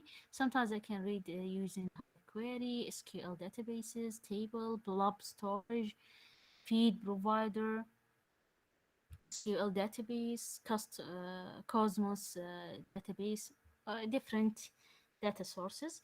Here I'm using via URL HTTP. Okay, the type of data, as you can see, it's a comma separated value, then a CSV. I will choose that CSV. Okay, now if I run, I assume the module can use the URL link to connect to the server where the data resides and read the data and import it into our workplace. You can notice that it took a little bit more time than previously because it's remote data source. Okay, then we visualize data. We have the columns, the channel, the region, the fresh milk, grocery, frozen, detergents, and delicacies. Okay, as previously we mentioned, you can provide the descriptive statistics for each column. either frozen, groceries. We have 8 columns and 440 customers are registered here. Their behavior and their shopping preferences.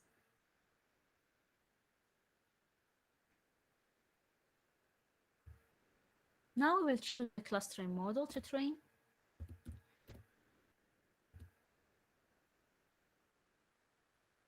Train, train clustering model. Okay. The clustering model, the input will be as we used to before, that when we train the model, we need to input the data, the dataset, and the algorithm to train. We will use the basis of clustering, which is k-means clustering. Okay. In the k-means clustering, when I press on k-means clustering, let me connect first.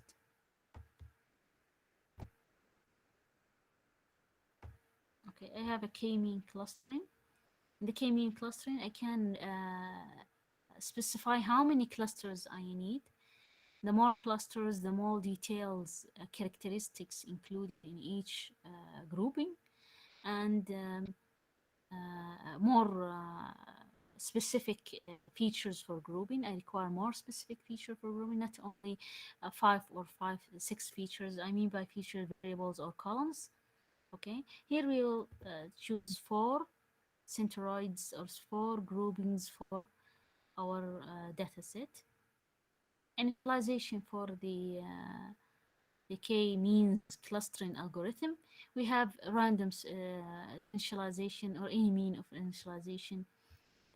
It's more statistical wise. It's include the k-mean plus plus or randomization or first n.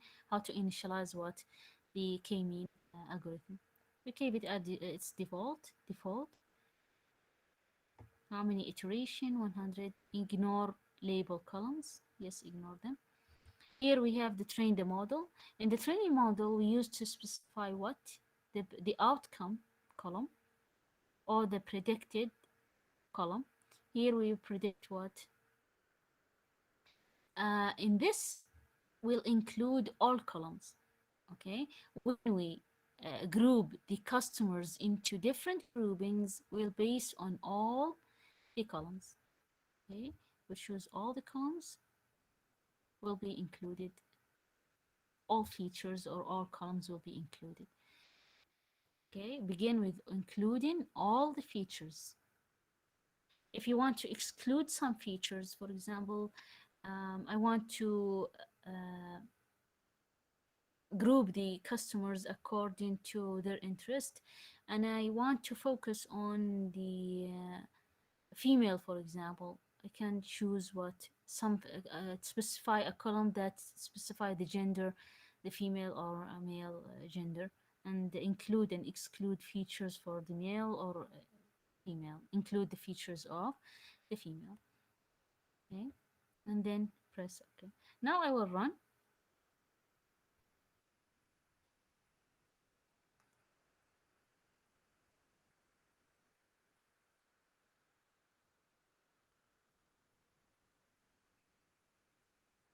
Here we will import the data and then use the algorithm k-means clustering machine learning algorithm to train the model we have. Okay. As you can see, we did not split the data. That means we did not perform a supervised learning methodology. We followed an unsupervised learning, uh, pretending that we did not know the classes of the data. Okay, and that's true. When we check the data, investigate data, we do not have the class of each customer. This customer belong to which class.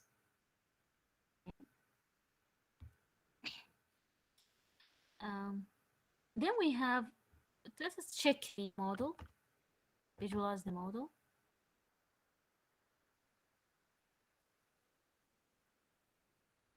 Okay, just a simple graphical representation for the fourth clusters or groupings. In the middle of the plane, we use the 0 by 0, the center of the plane, and the other centers. Every cluster have a special color, and every cluster have centralized in the middle.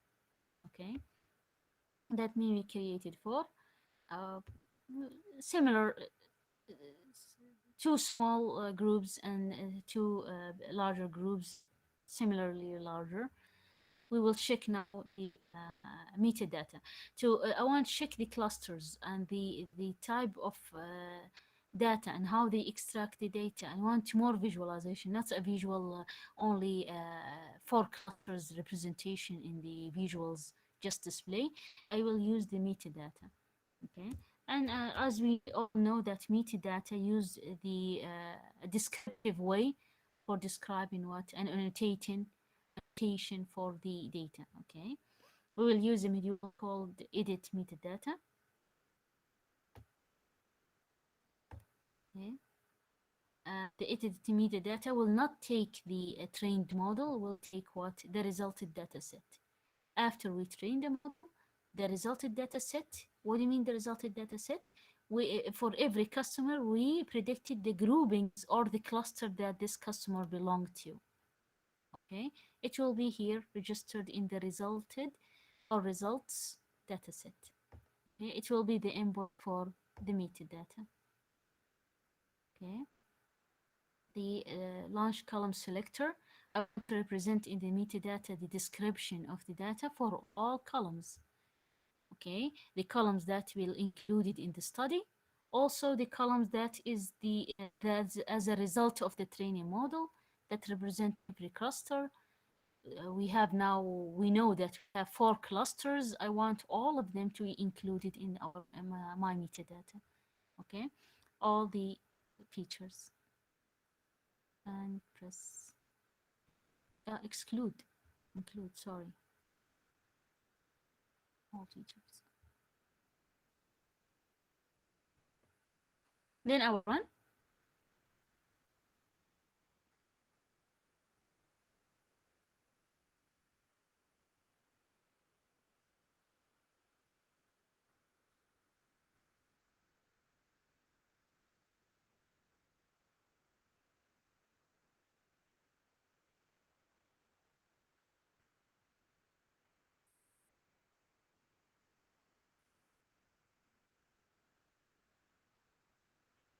Here I will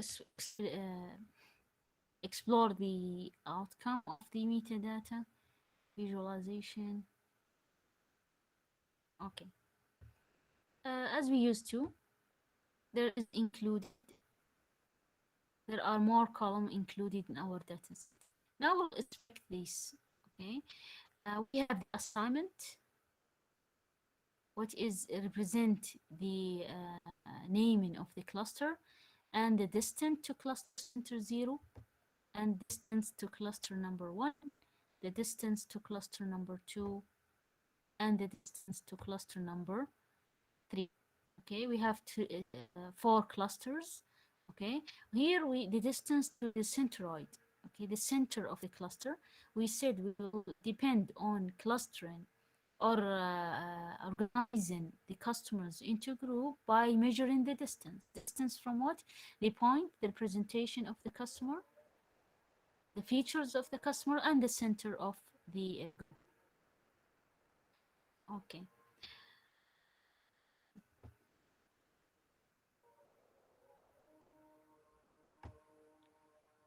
should we take a break till after the prayer?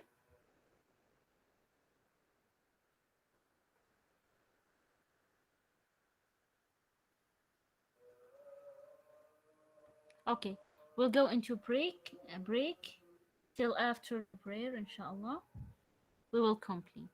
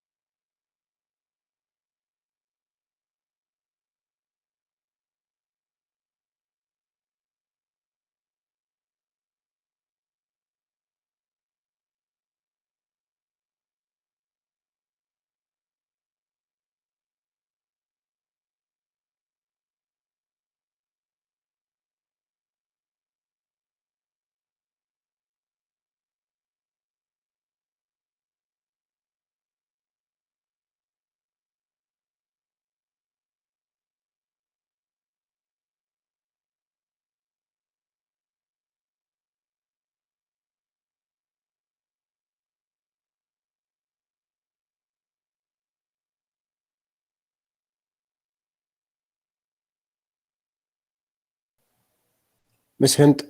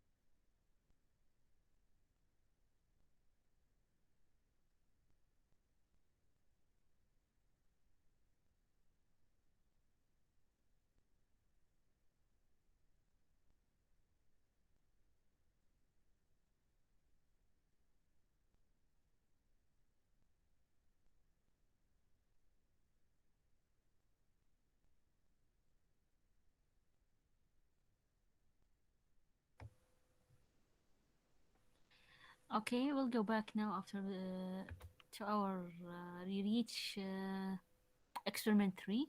Yes, Fariha, you asked if you have the recording later. Yes, it will be sent with the supplement, any supplement experiences or something. A material will be sent later on, inshallah. Okay, now we'll go back to the our example or experiment. We discussed the important data for the clustering experiment. We said we have multiple customers with different perspective in their preferences in their shopping behavior. We want to cluster them and group them into 4 different groups. I will repeat fast the experiment. So I'll create a new experiment. Okay, and to refresh our understanding, we to where we reach. Okay. We said we will read the data from a remote server. The remote server where the data resides is stored as a comma separated value. This is the HTTP link. Okay. First, we will use the read module to read the data, or sometimes called the import data. Okay. Here we will import using a URL via HTTP protocol. We'll specify the link and specify the data type of the data, which is a C comma separated value. Okay. And as we said before, if we run the data, the experiment, we will only read and import the data to our workspace. We can visualize now the imported data, and we'll see how many columns, how many rows, how many, the shape of the data set. Using visualize, right click and then visualize. We have uh, 8 columns and 440 rows. That means 440 customers were observed and recorded their preferences and shopping uh, requests. And then we have 8 columns. We defined, including the features that we collected regarding each customer. We can visualize these. We can show the descriptive statistics, the mean, the median, the minimum, the maximum, the standard deviation, and so on. Okay, for each feature. This is we imported remotely. We can import through a Hive query, and as we mentioned before, a remote SQL database or any platform that require store data. Then we go to train the clustering model. We use training the model module, but we will use the clustering model module special for clustering problems. We will use the input for this module is the data imported from the reader and the algorithm, which is k-means clustering. We mentioned before that k-means clustering, which is the nearest neighbor measurement algorithm, is the basis of any grouping or clustering analysis. Now we search for this algorithm. We write the k-means.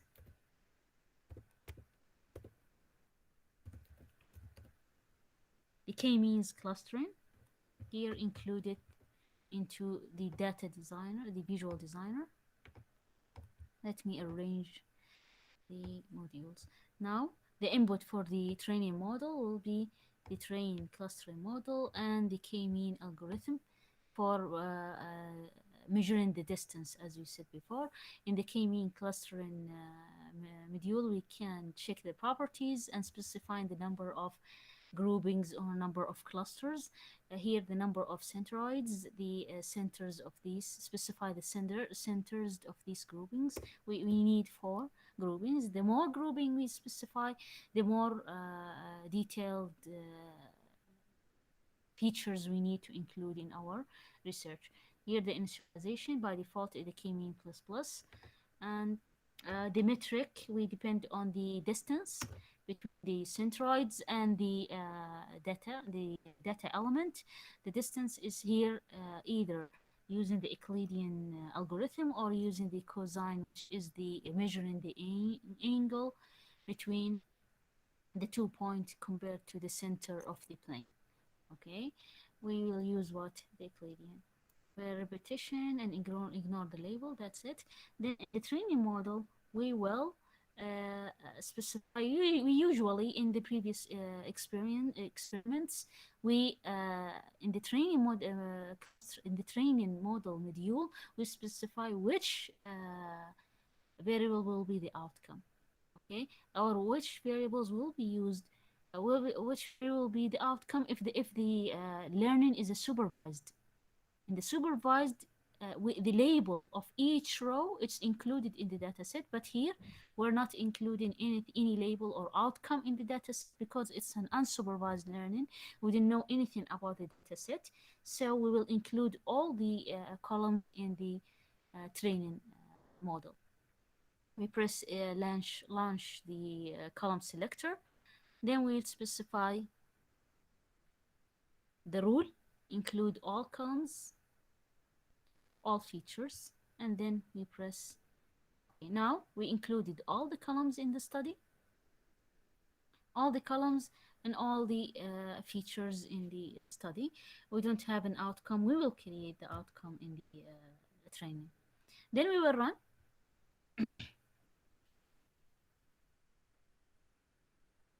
Okay, we said that the result, not yet.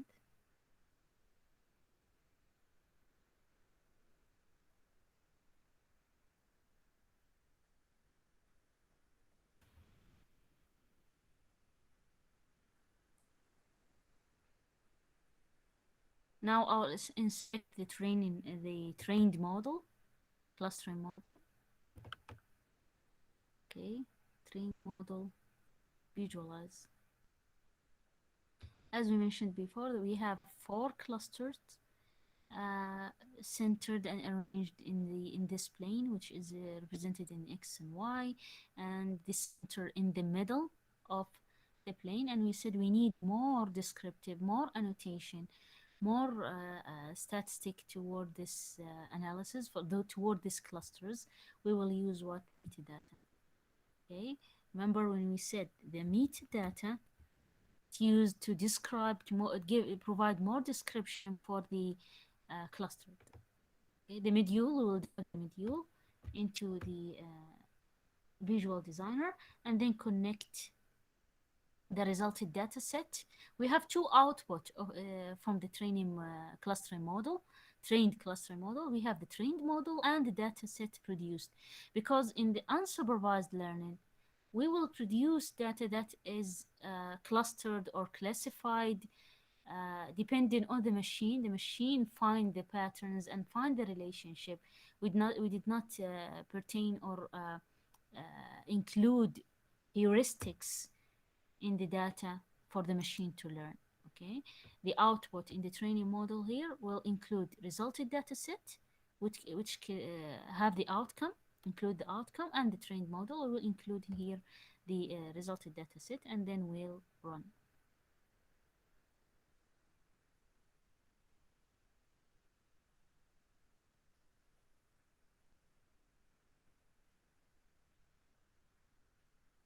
Okay, we have here a mistake. Again, we will include all columns,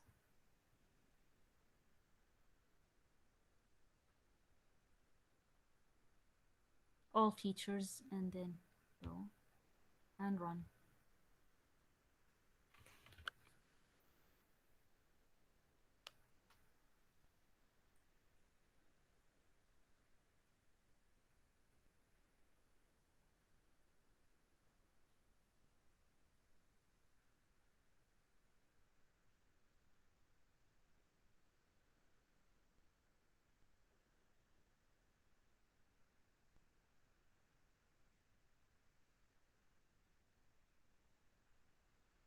Okay, now you want to inspect the metadata and visualize the result.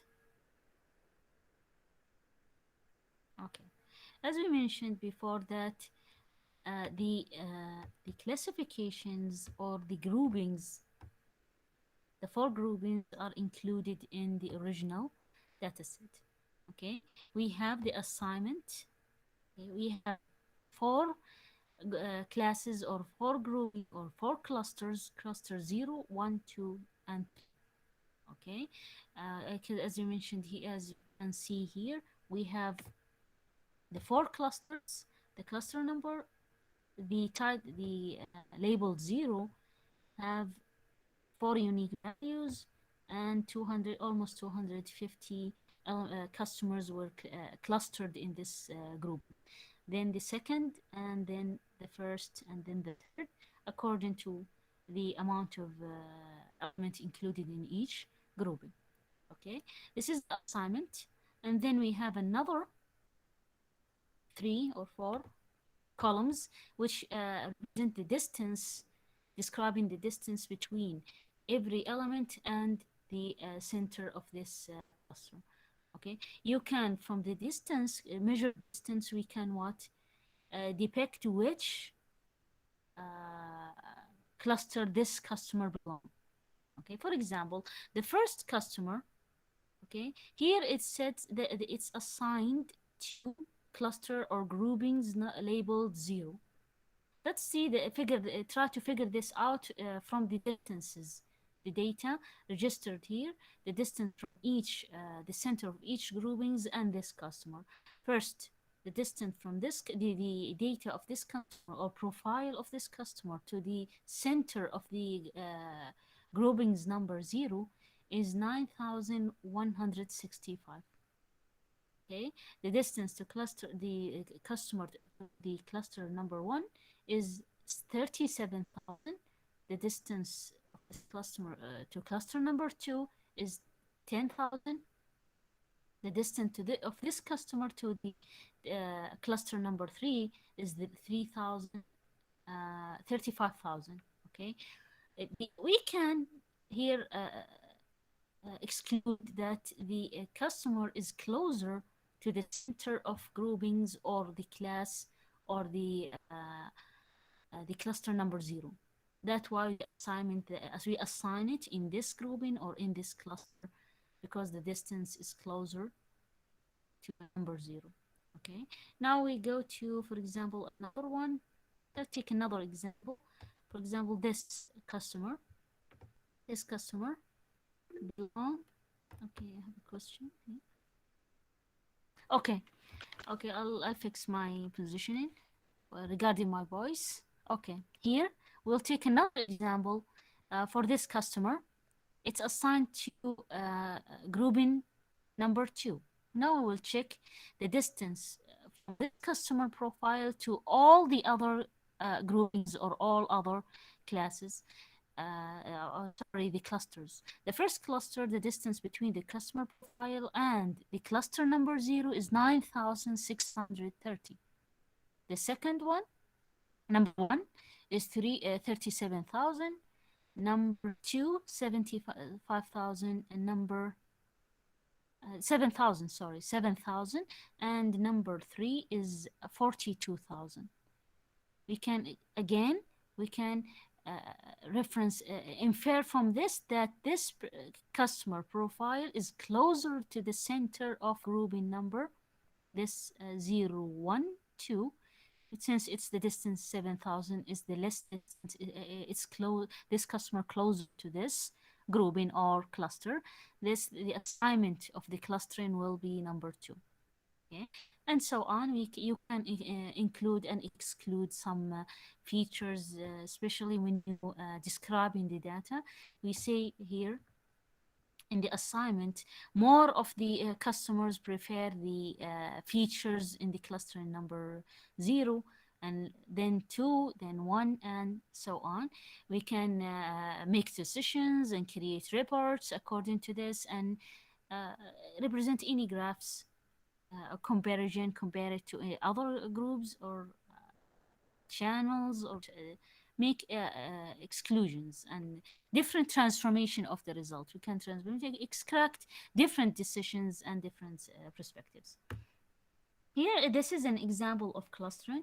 We can change this, the clustering analysis we did, the experiment, into from supervised, unsupervised to supervised. We said usually clustering examples are unsupervised because we usually apply clustering techniques and machine learning algorithms on huge amount of data that we are not is not labeled, that are not labeled or unknown to us, and precise. We cannot imagine this data, but we can perform the clustering algorithm on a data with a supervised. Okay, supervised. We can change the this experiment into supervised learning. Okay, can create a supervised learning since the data is labeled. Okay, there is for the data for each customer there is a clustering assignment. For example, assigned to cluster number 0, assigned to cluster number 1, and so on. Okay, now we can create from this data that already clustered, we can create what a supervised learning experiment. Why?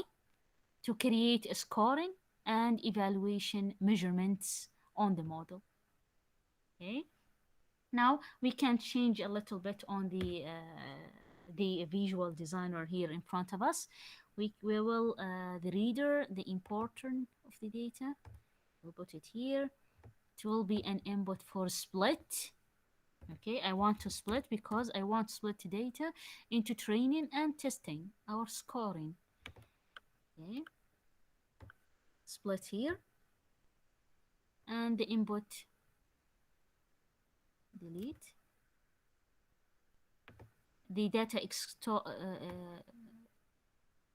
into the reader is splitted into two. And here's the input split data into, you can read here, the resulted according to the split. We split by 50, by the way, it's okay. Well, according to the preferences, well, we'll leave it as it is. By default is 50%, 50% for testing and 50% for training. And then we'll connect what to the training model, the data for training and the key means clustering. Okay, then we will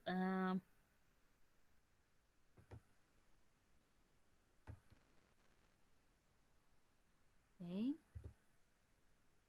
after the clustering we will use some module called assign. Okay, assign data to clusters. Okay, in assigning data to clusters I want what to store in the data set the assigned clusters to each customers. I want it before creating what the metadata.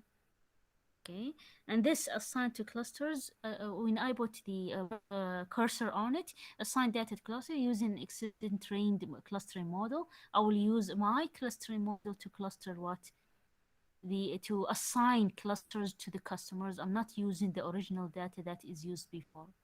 Okay, now I will take the model and the testing data into the assigned data to cluster. Okay, and then at the end, the data set will be the input for metadata. Okay, we change the arrangement.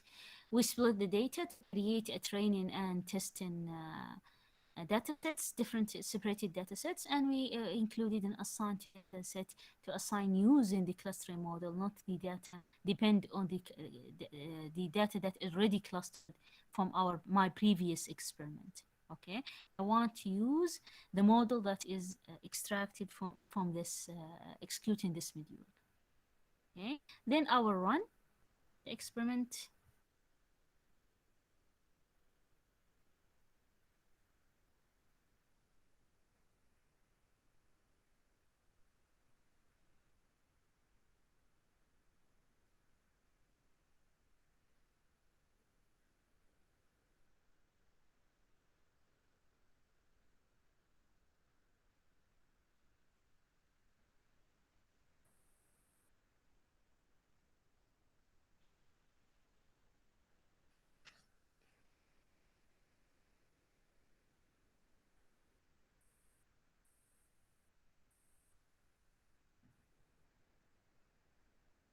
Okay, now we need to visualize the assignment.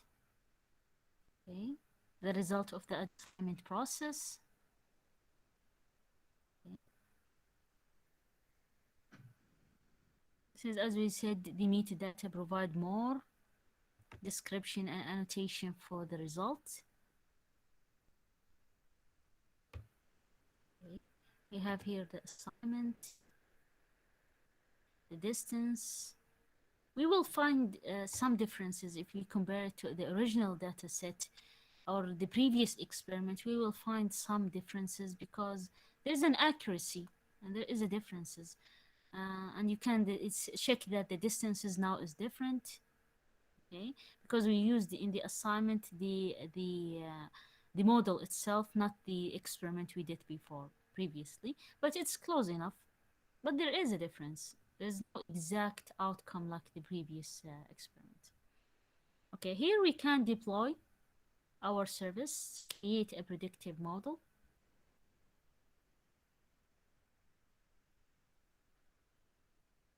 I didn't save. Okay, and we can deploy what? The web service.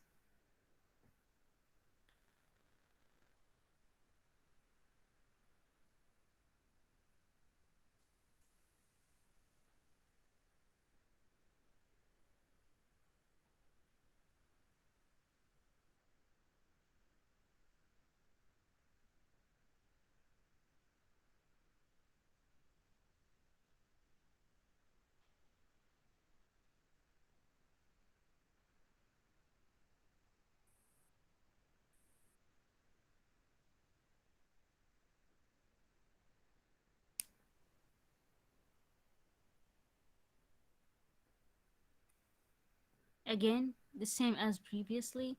The information that the parameter of the web service to run for the input and the output and the security measures also all included here, and we can test the request and response of the dataset and using the to enter sample data.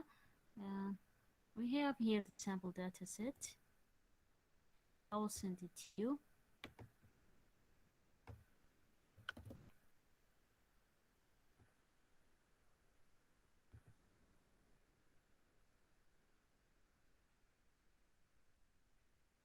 Here we have a question.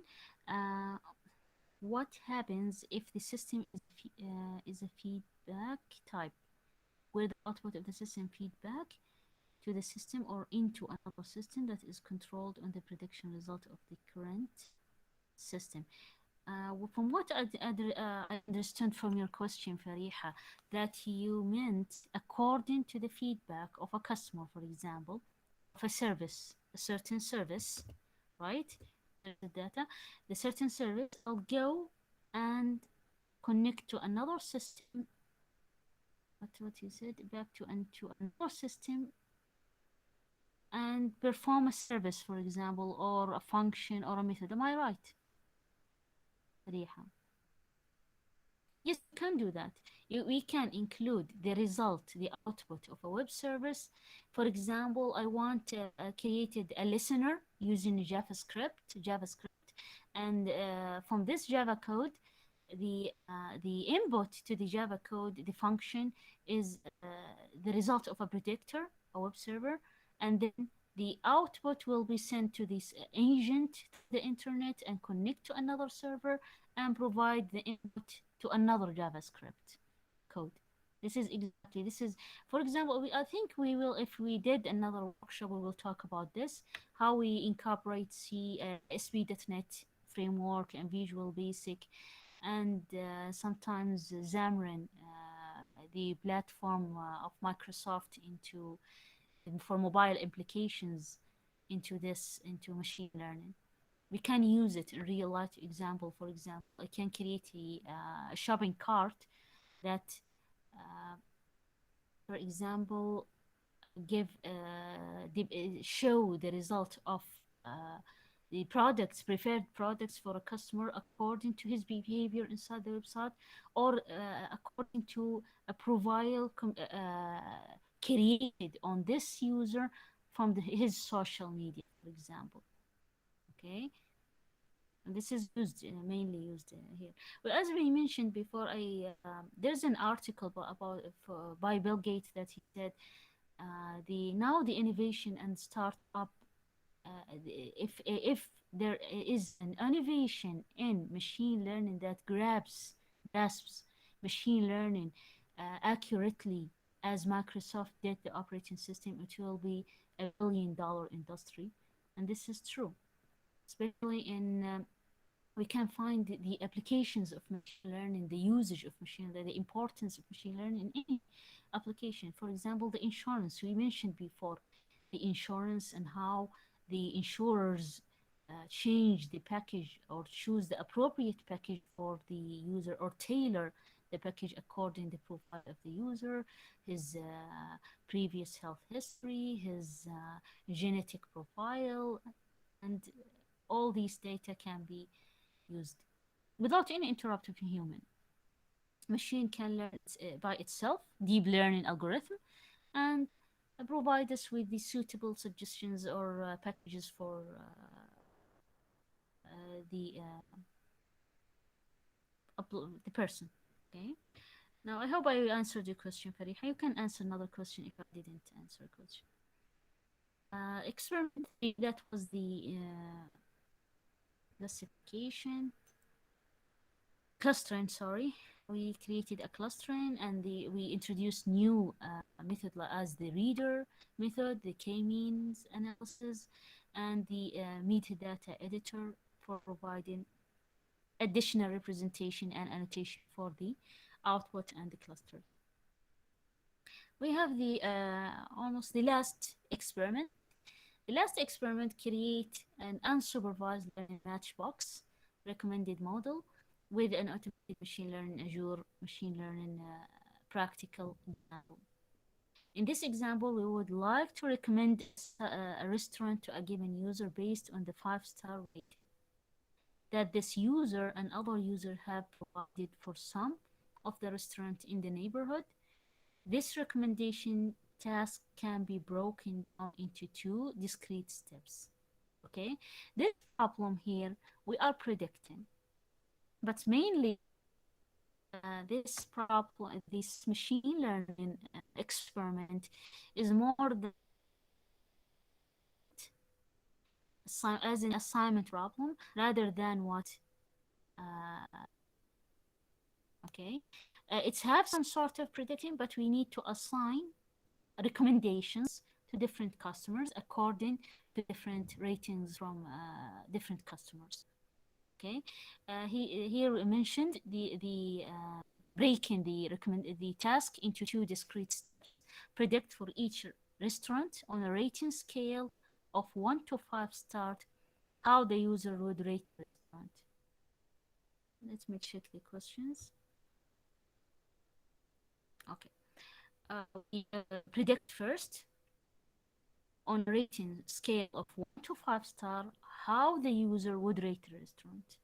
Okay, I need to take into my mind the profiling of this customer.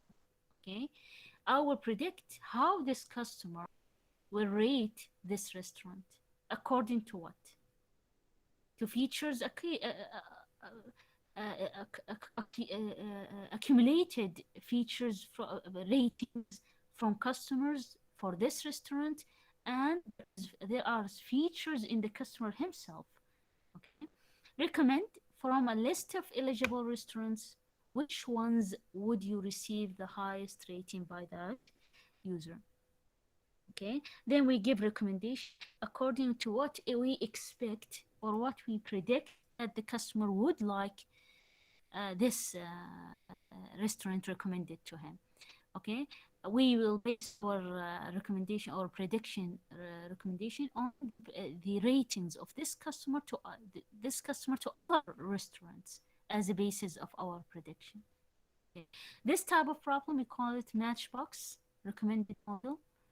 It's an unsupervised learning. We don't have a table of recommendation for each customer, for each restaurant. We don't have a predefined recommendation. We will try to what predict this recommendation. Here we have a simple representation. We have diners, the users here, group of users, and we have ratings and restaurants. We have three dimensions here, okay? Three data sets. In the experiment, we'll include three data sets. The diners data set, okay, and their profiles and their features included in this data set. Also, the restaurants and the features of this restaurants. We will focus on the features of the magnitude or latitude, the location, the graphical location of the user, and the geographical location of the customer, the restaurant, to recommend the nearest restaurant, for example. We have the ratings for the customers for the restaurants. Okay, then we can, using all this information, we assign the which restaurant to which diner, recommend, not assign, recommend. Okay, the model will be a little bit complicated. As you can see here, we have uh, three different data sets: the restaurant features, the restaurant customer data set, and the restaurant rating. Now we will include it into our experiment. We will choose create a new experiment.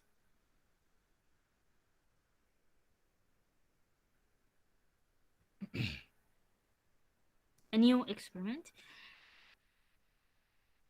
We will include the three datasets. All the three datasets are included in the sample repository for educational purposes. We will write to restaurant. Okay.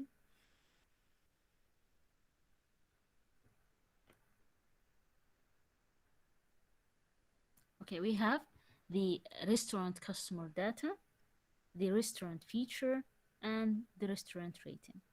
Okay, the restaurant feature here will be included. Let me zoom out a little.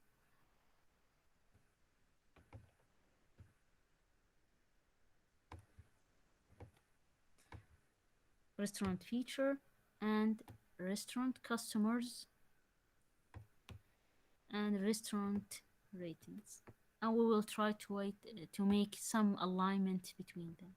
Okay, the description for each dataset, read it, contains restaurant features. Use this dataset training and testing recommender system.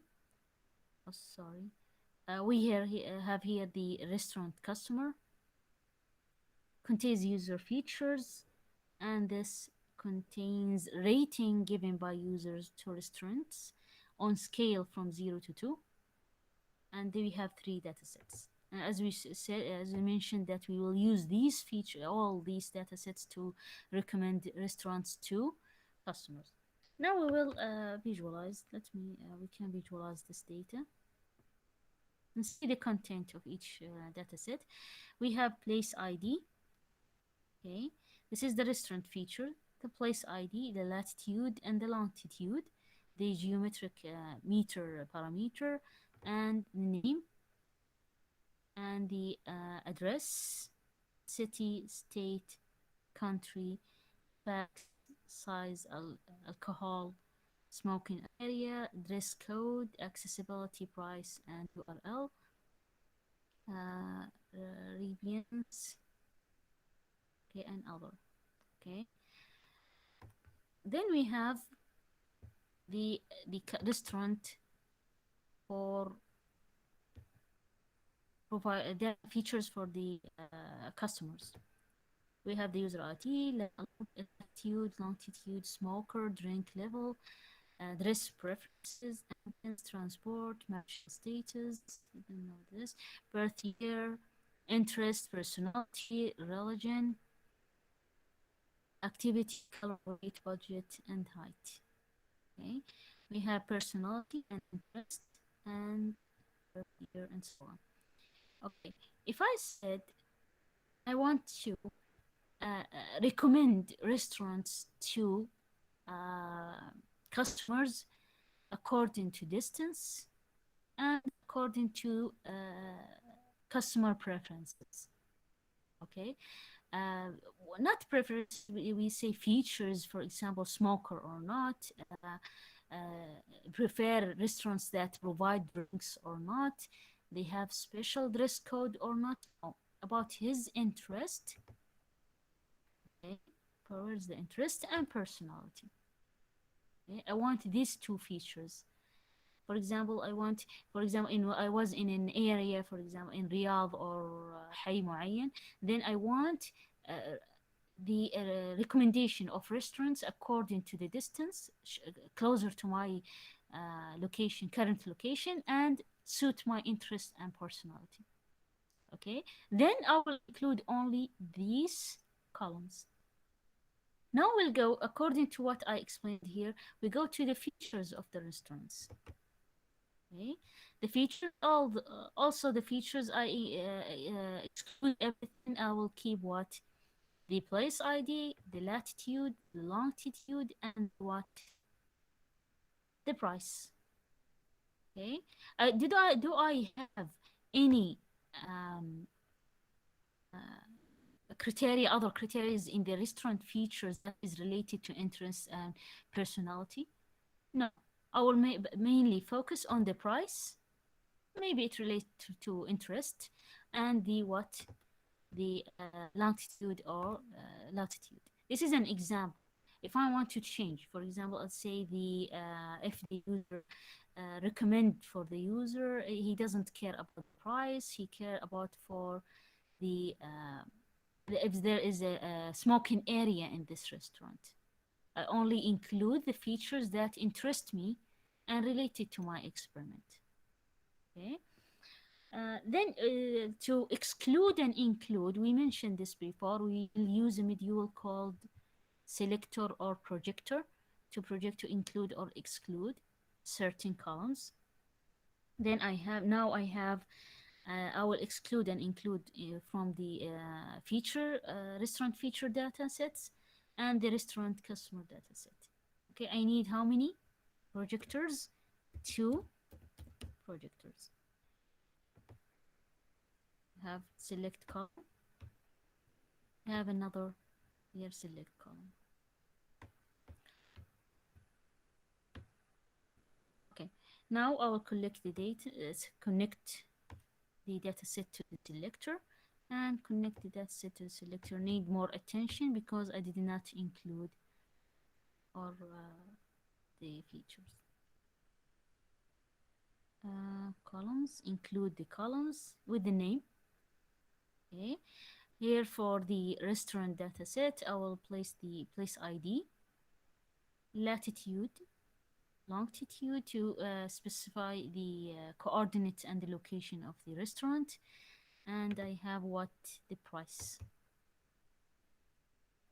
Again, if I need any feature that is important to me, I want to include it, I need to include it here using the selector. Okay, according to my experiment, according to the outcomes I want to recommend for the user. Then here we will project the user ID, columns, include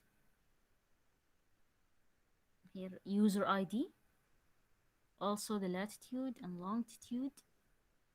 Okay, and we set the interest and personality of the user.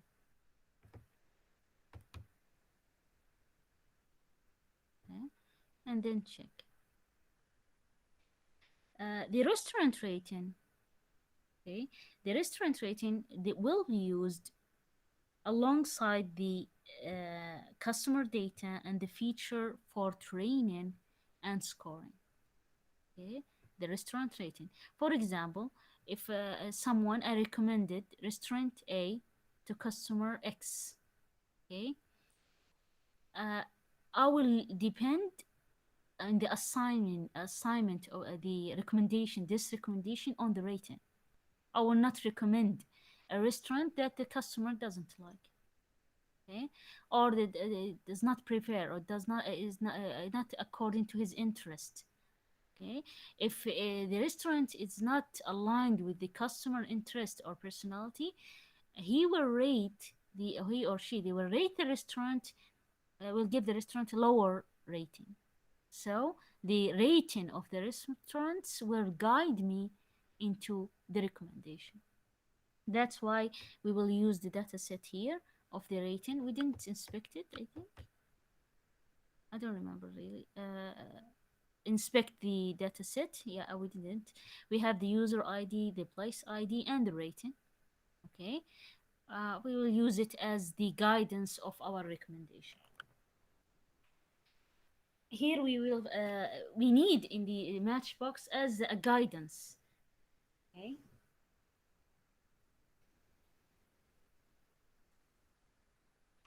Okay. Here we now we want to we since we use it depend on the restaurant rating data set as our training guidance, we need to what to split the data. Okay, then we will have the input is the whole data set, and we will split the data, for example, of 80, and the random number is 1 to 3, and the false stratified splitting. Okay, next, after we imported the data set, we visualize it, we understand it, then we split the data set into training data set and scoring data set. We will include what the training model. Okay, we train model is matchbox max. As we mentioned before, the problem is called the matchbox recommender. Okay, train the matchbox recommender. And as you can see here, we have multiple input. Okay, first input, training dataset of user items. Okay, uh, dataset. Okay, the second is training dataset of user features, and then the training dataset of item features. Here we have users, items, and what the training data set of user item rating. User item rating, this will be here, linked to here, right?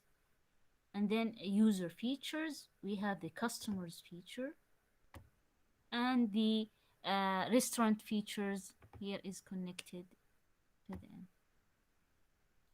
Okay, we have 3 input, the rating, which is split into training and scoring, and the users features dataset, and the item features dataset. The item here in our example is a restaurant, and the users are the customers.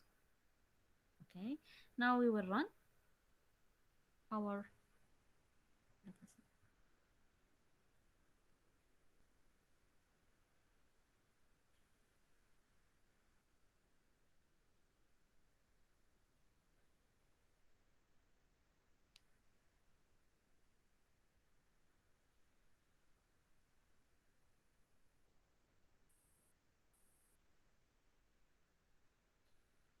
This is the result. We can inspect the training model.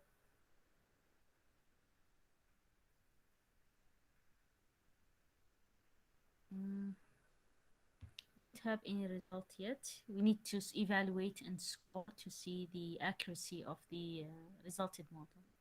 Okay, we have if you said matchbox,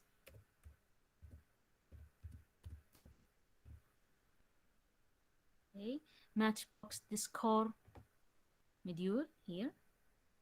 The input is something new. First, the module, the model, the recommended model. This is the model, the result of our training. Okay, here we have the data set to score. This is the data set for scoring, testing the accuracy, and the users features.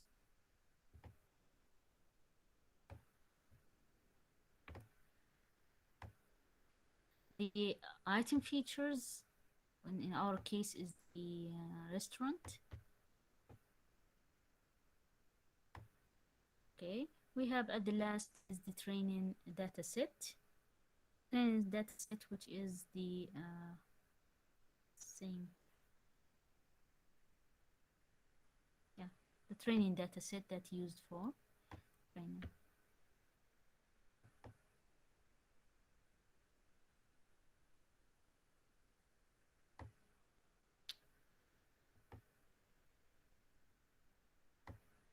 Okay, then we run evaluate. We'll evaluate the model.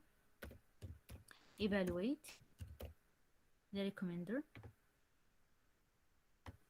Again, to evaluate the recommender, we have the test data set, okay, the resulting of the scoring. We call it the test data set, and we will have score. Sorry, here the test data set. Here the scored data set. Here it's connected here, and the data set that used for scoring and testing will be here.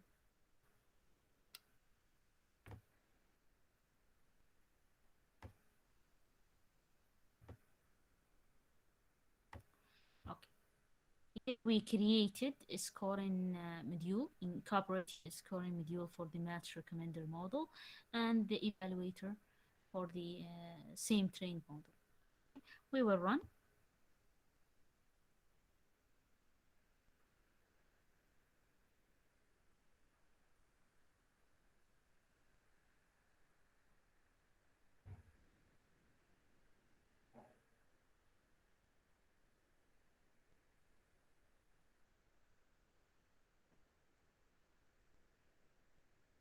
Okay.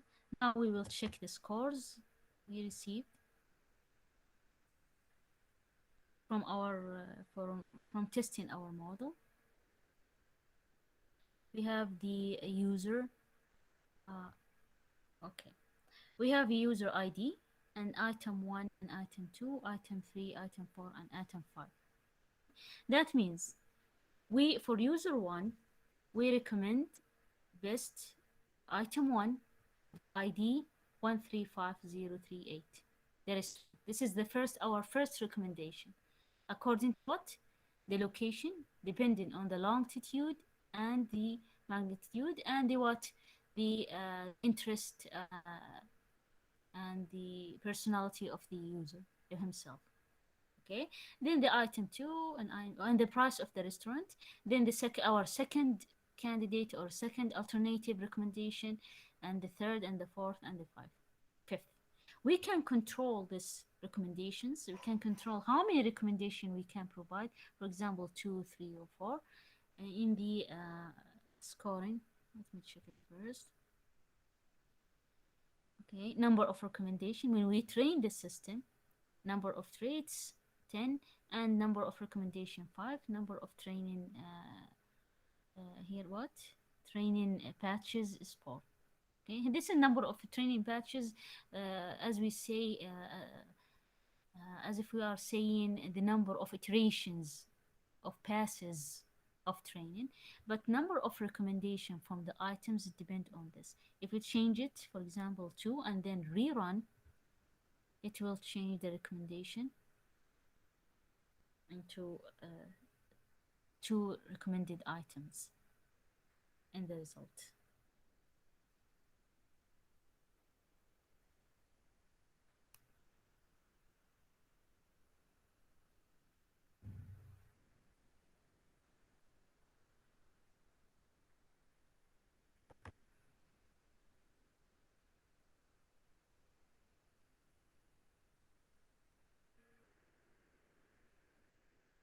Okay.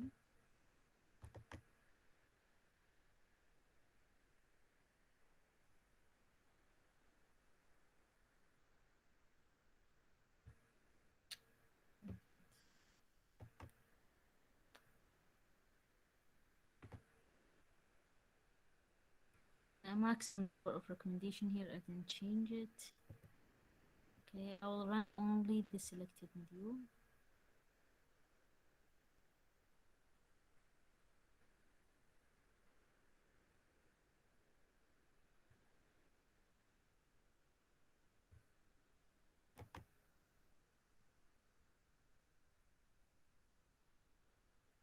Okay, two items at maximum with the user.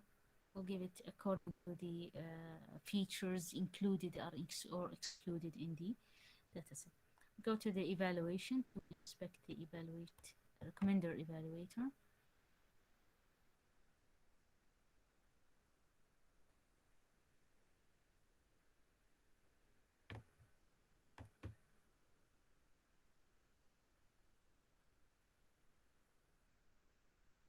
Since I changed the score box recommender, I need to rerun the evaluate recommender module.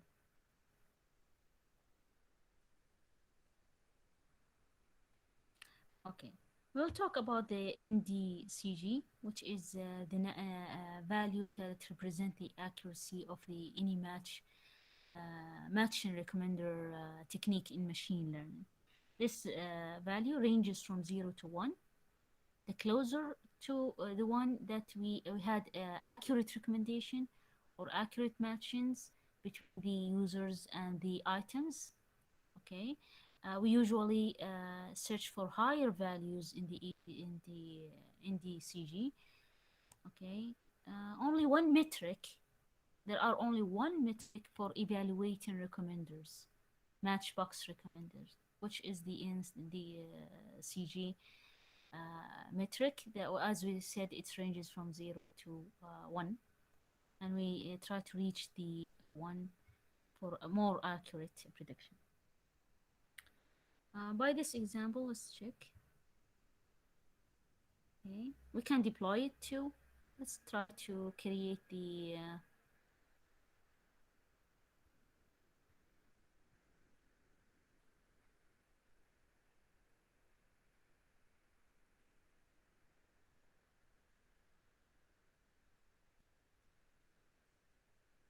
set up a web service.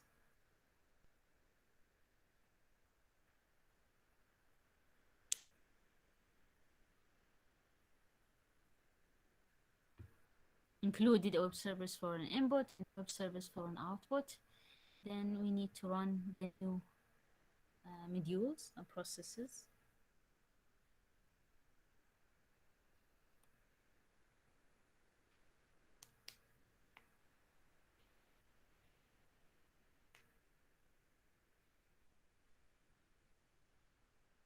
Then we deploy the service.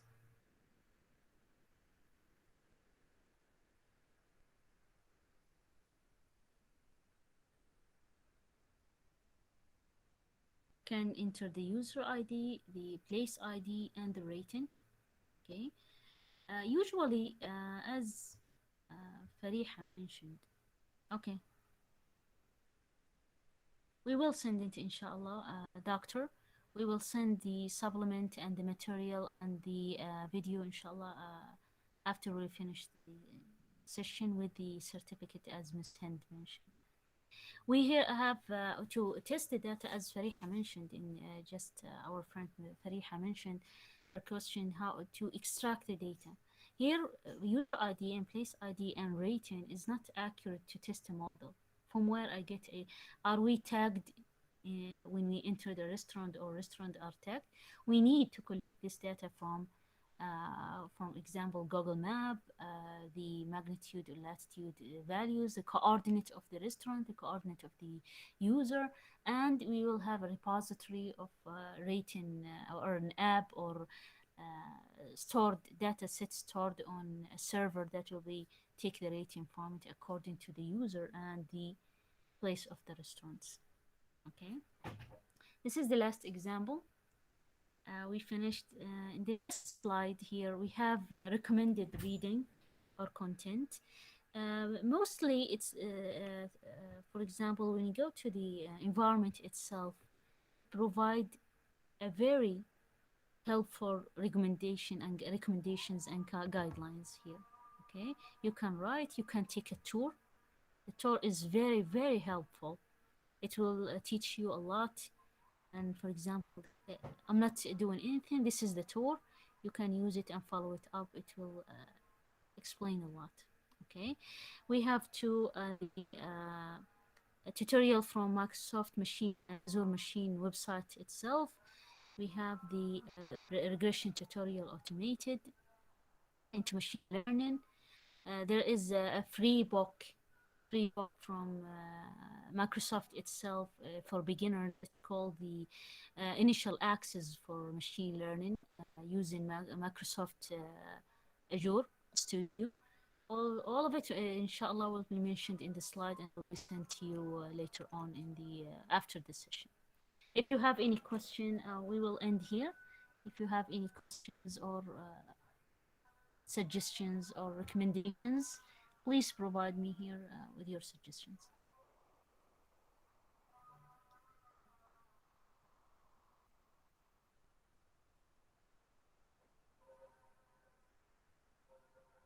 We finished here. If you have any questions,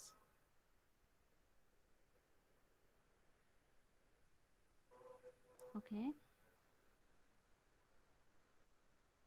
Thank you very much. Thank you for attendance. Thank you, Dr. Murad. Thank you, all of you. I would like to thank you for your attendance, and I hope it was a helpful presentation. And inshallah, we will meet again. Thank you very much. Thank you, Fariha. Thank you.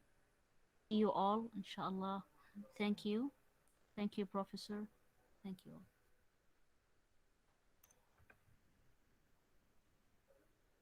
Yes, we will send, inshallah, all the recordings and the material and the book and everything, inshallah.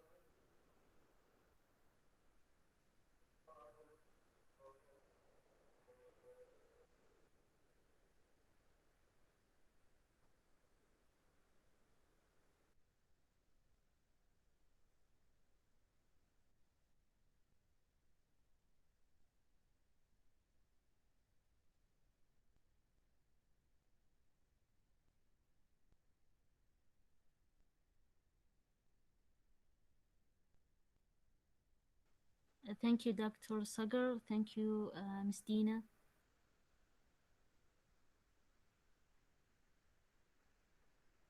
Inshallah, by this, we will end our workshop until we meet, inshallah, for other workshops, inshallah.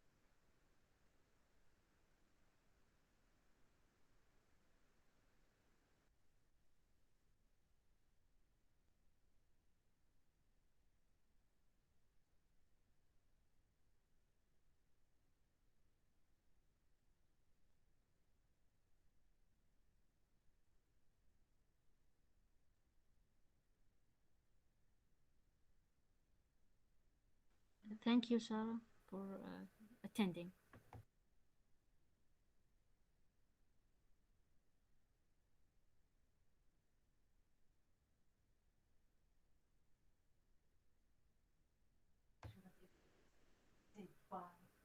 Okay, I can't leave until everyone is leaving. And thank you for this opportunity to meeting with you guys.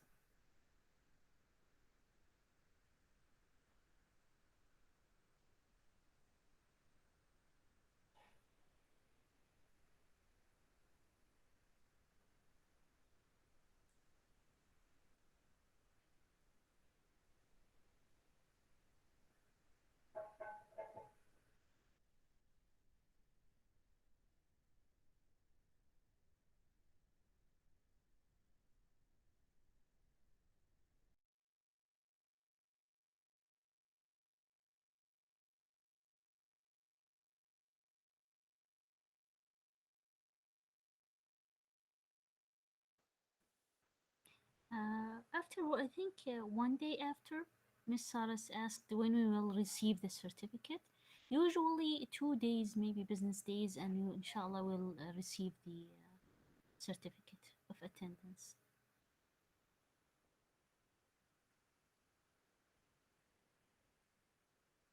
You're welcome. You're welcome, Miss Sarah.